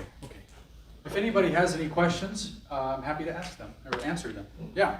So Scott, I did a source to see. So Miles, at the end of the day, I get out in the sandbar. I go make a bag of food. How did you mentally, because physical is, you get past it. How did you mentally stay in a boat, literally for 16 days? Because I followed you going down the river on the net. You guys, miles per hour, I mean, you were so focused on what do you do mentally to get through some of that? Well, I think it's relying on your teammates. I mean, these guys, we got along so well, you know, and we had all kinds of the stupidest jokes you can imagine. I kept Judd awake one night by asking him to rank colors, and I started with 4 colors, and he put them in order first to fourth, and by the time we were done, a couple hours later, it was like 23 different colors that he had to rank every single one. And I think we just loved the adventure of it. We loved being on the river. We loved being with each other. I mean, if I had to do it by myself, there'd be no way, you know. And it was just so intense and so exciting, and then you'd be so exhausted, you'd fall asleep, and then the support crew had delicious food that was given to us. I mean, in a way, it was easier than real life because all we had to do was paddle. Everything else was thought about, you know. So yeah, I think I told people the only way this works is if you're completely obsessed with it. You know, it has to be a total passion, right? And I think that's what it was for all of us. So then once you're that committed, everything just works, you know, until it doesn't, but it did somehow, yeah. Any other questions? Just one statement. I got to see something really cool. When you guys came through Minneapolis, you came through late at night. I had you pegged it coming through in the morning. My wife and I were in Minneapolis for something. I didn't tell her that my goal was to go cheer you guys out on the river in the morning. So when you came through, I could actually see you from my hotel room. About 15 stories up, a little ways away, I could see the lights come by. as I was watching on Facebook and texting with whoever was running your team. Wow. Well, it was really kind of a cool experience. I was bummed I didn't get to, you know, obviously cheer you on at the dock where you stopped, but it was really surreal to see you pass. That's really cool. Yeah. I mean, that portage around the upper and lower St. Anthony locks and dams in Minneapolis, when we got there in 2021, the river road was closed, and it was the middle of the day. So we had to portage through downtown with businessmen and all these people walking everywhere in taxi cabs and traffic. And there we are with our canoe going right through downtown. This year in the middle of the night was a blessing in a way because there was so many fewer people around. No, it was raining. It was Yeah, hard. it was, yeah. My colleague at the hospital, her 2 little kids, her little son was excited to meet us. So she brought her 2 little kids at midnight to that portage. And the great thing was, normally when people came to the river, you know, at the most we could do was wave or try to yell thank you. And I always felt bad because we couldn't connect, but that was a good place for them to come because they walked with us the whole mile and got to ask questions and talk. And yeah, but that's really cool. I had no idea anybody was watching. I thought you guys were coming through the next morning, and you were so fast, I misjudged it. Yeah, well, the water was high, you know, so we were, that section was one of our fastest sections through there. That's cool. Yeah. So what's next? People have been asking me that, and I've said 2 things. I've said, 1, there isn't anything, and I have the races to keep me occupied, and that's enough. And I've also said, you know, I can't imagine anything because I would have to be the only way it works is if I'm head over heels passionate for it. And I have no interest in doing the Amazon or the Nile. I'm a relatively local kind of focused guy. I will say, and it's totally speculation at this point, but Scott Mansker a couple weeks ago on Facebook said, you know, you guys, trying to set a fastest known time on the Missouri River is just sitting there waiting for you. And I thought, that sounds really fun. But my teammates are, you know, they're all dads and they all have full-time jobs. And so they said, that does sound fun, but we can't even think about that or commit to anything. And it would be a few years out. So it's an idea that they haven't squashed yet, but it's, you know, we'll see what happens. The Missouri River fastest known time, no one's ever tried to set it, but my understanding is Steve Landick and I can't remember Vern of Verlin Kruger. Yeah, my understanding is that it's generally accepted that they hold the fastest known time for the Missouri River. The Missouri River, which is 40 miles longer than the Mississippi, I think they set it in 1980 or something as part of their, you know, insane 22,000 mile journey all across the Western Hemisphere. So I think there's around 33 days. So it's a fun thing to dream about. But in the meantime, I'm going to try. We'll see if I can actually pull this off. But there's this phenomenon in the running world called fastest known time. And there's a website, and people take GPS devices and they go on routes and set the fastest known time on these different routes. But there's nothing like that in the paddling world. So Scott Duffus, who outfitted our whole canoe for us and spent like 200 hours, and who's done the 150 race, I said, Scott, I'm not exercising at all. I need some motivation. Let's do this 30-mile Snake River race in May. And he said, well, you know, I've actually tried to set the fastest known time on the Minnesota River, 330-mile Minnesota River, twice in the last few years and failed, but maybe you and I should try. And so we've been talking, and so it's nothing on the scale of the Mississippi, but the fun thing for me is I think we're going to try in early May to do this 320-mile run on the Minnesota River, and there is no established time, so we're not going to try to go as fast as we possibly can, but we'll set down some record time and then invite people to go out and try to break it and try to inspire people to do it. And I want to do that even on the 22-mile Minnehaha Creek in the Twin Cities, and just as a tool to get people excited, like, well, maybe we can go try, and maybe if we can't do it in a kayak, maybe we can set the fastest time in a canoe or whatever. So there's some ideas of possibilities of next. Will you be going upstream or downstream on the Minnesota?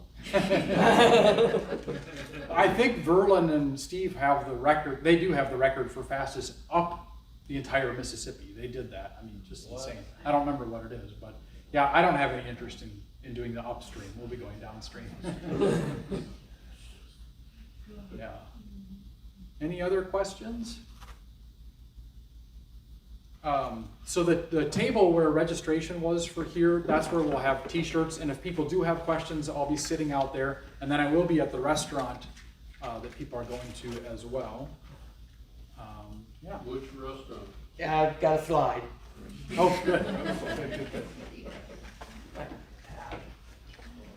And Patrick, thank you for wearing the race shirt.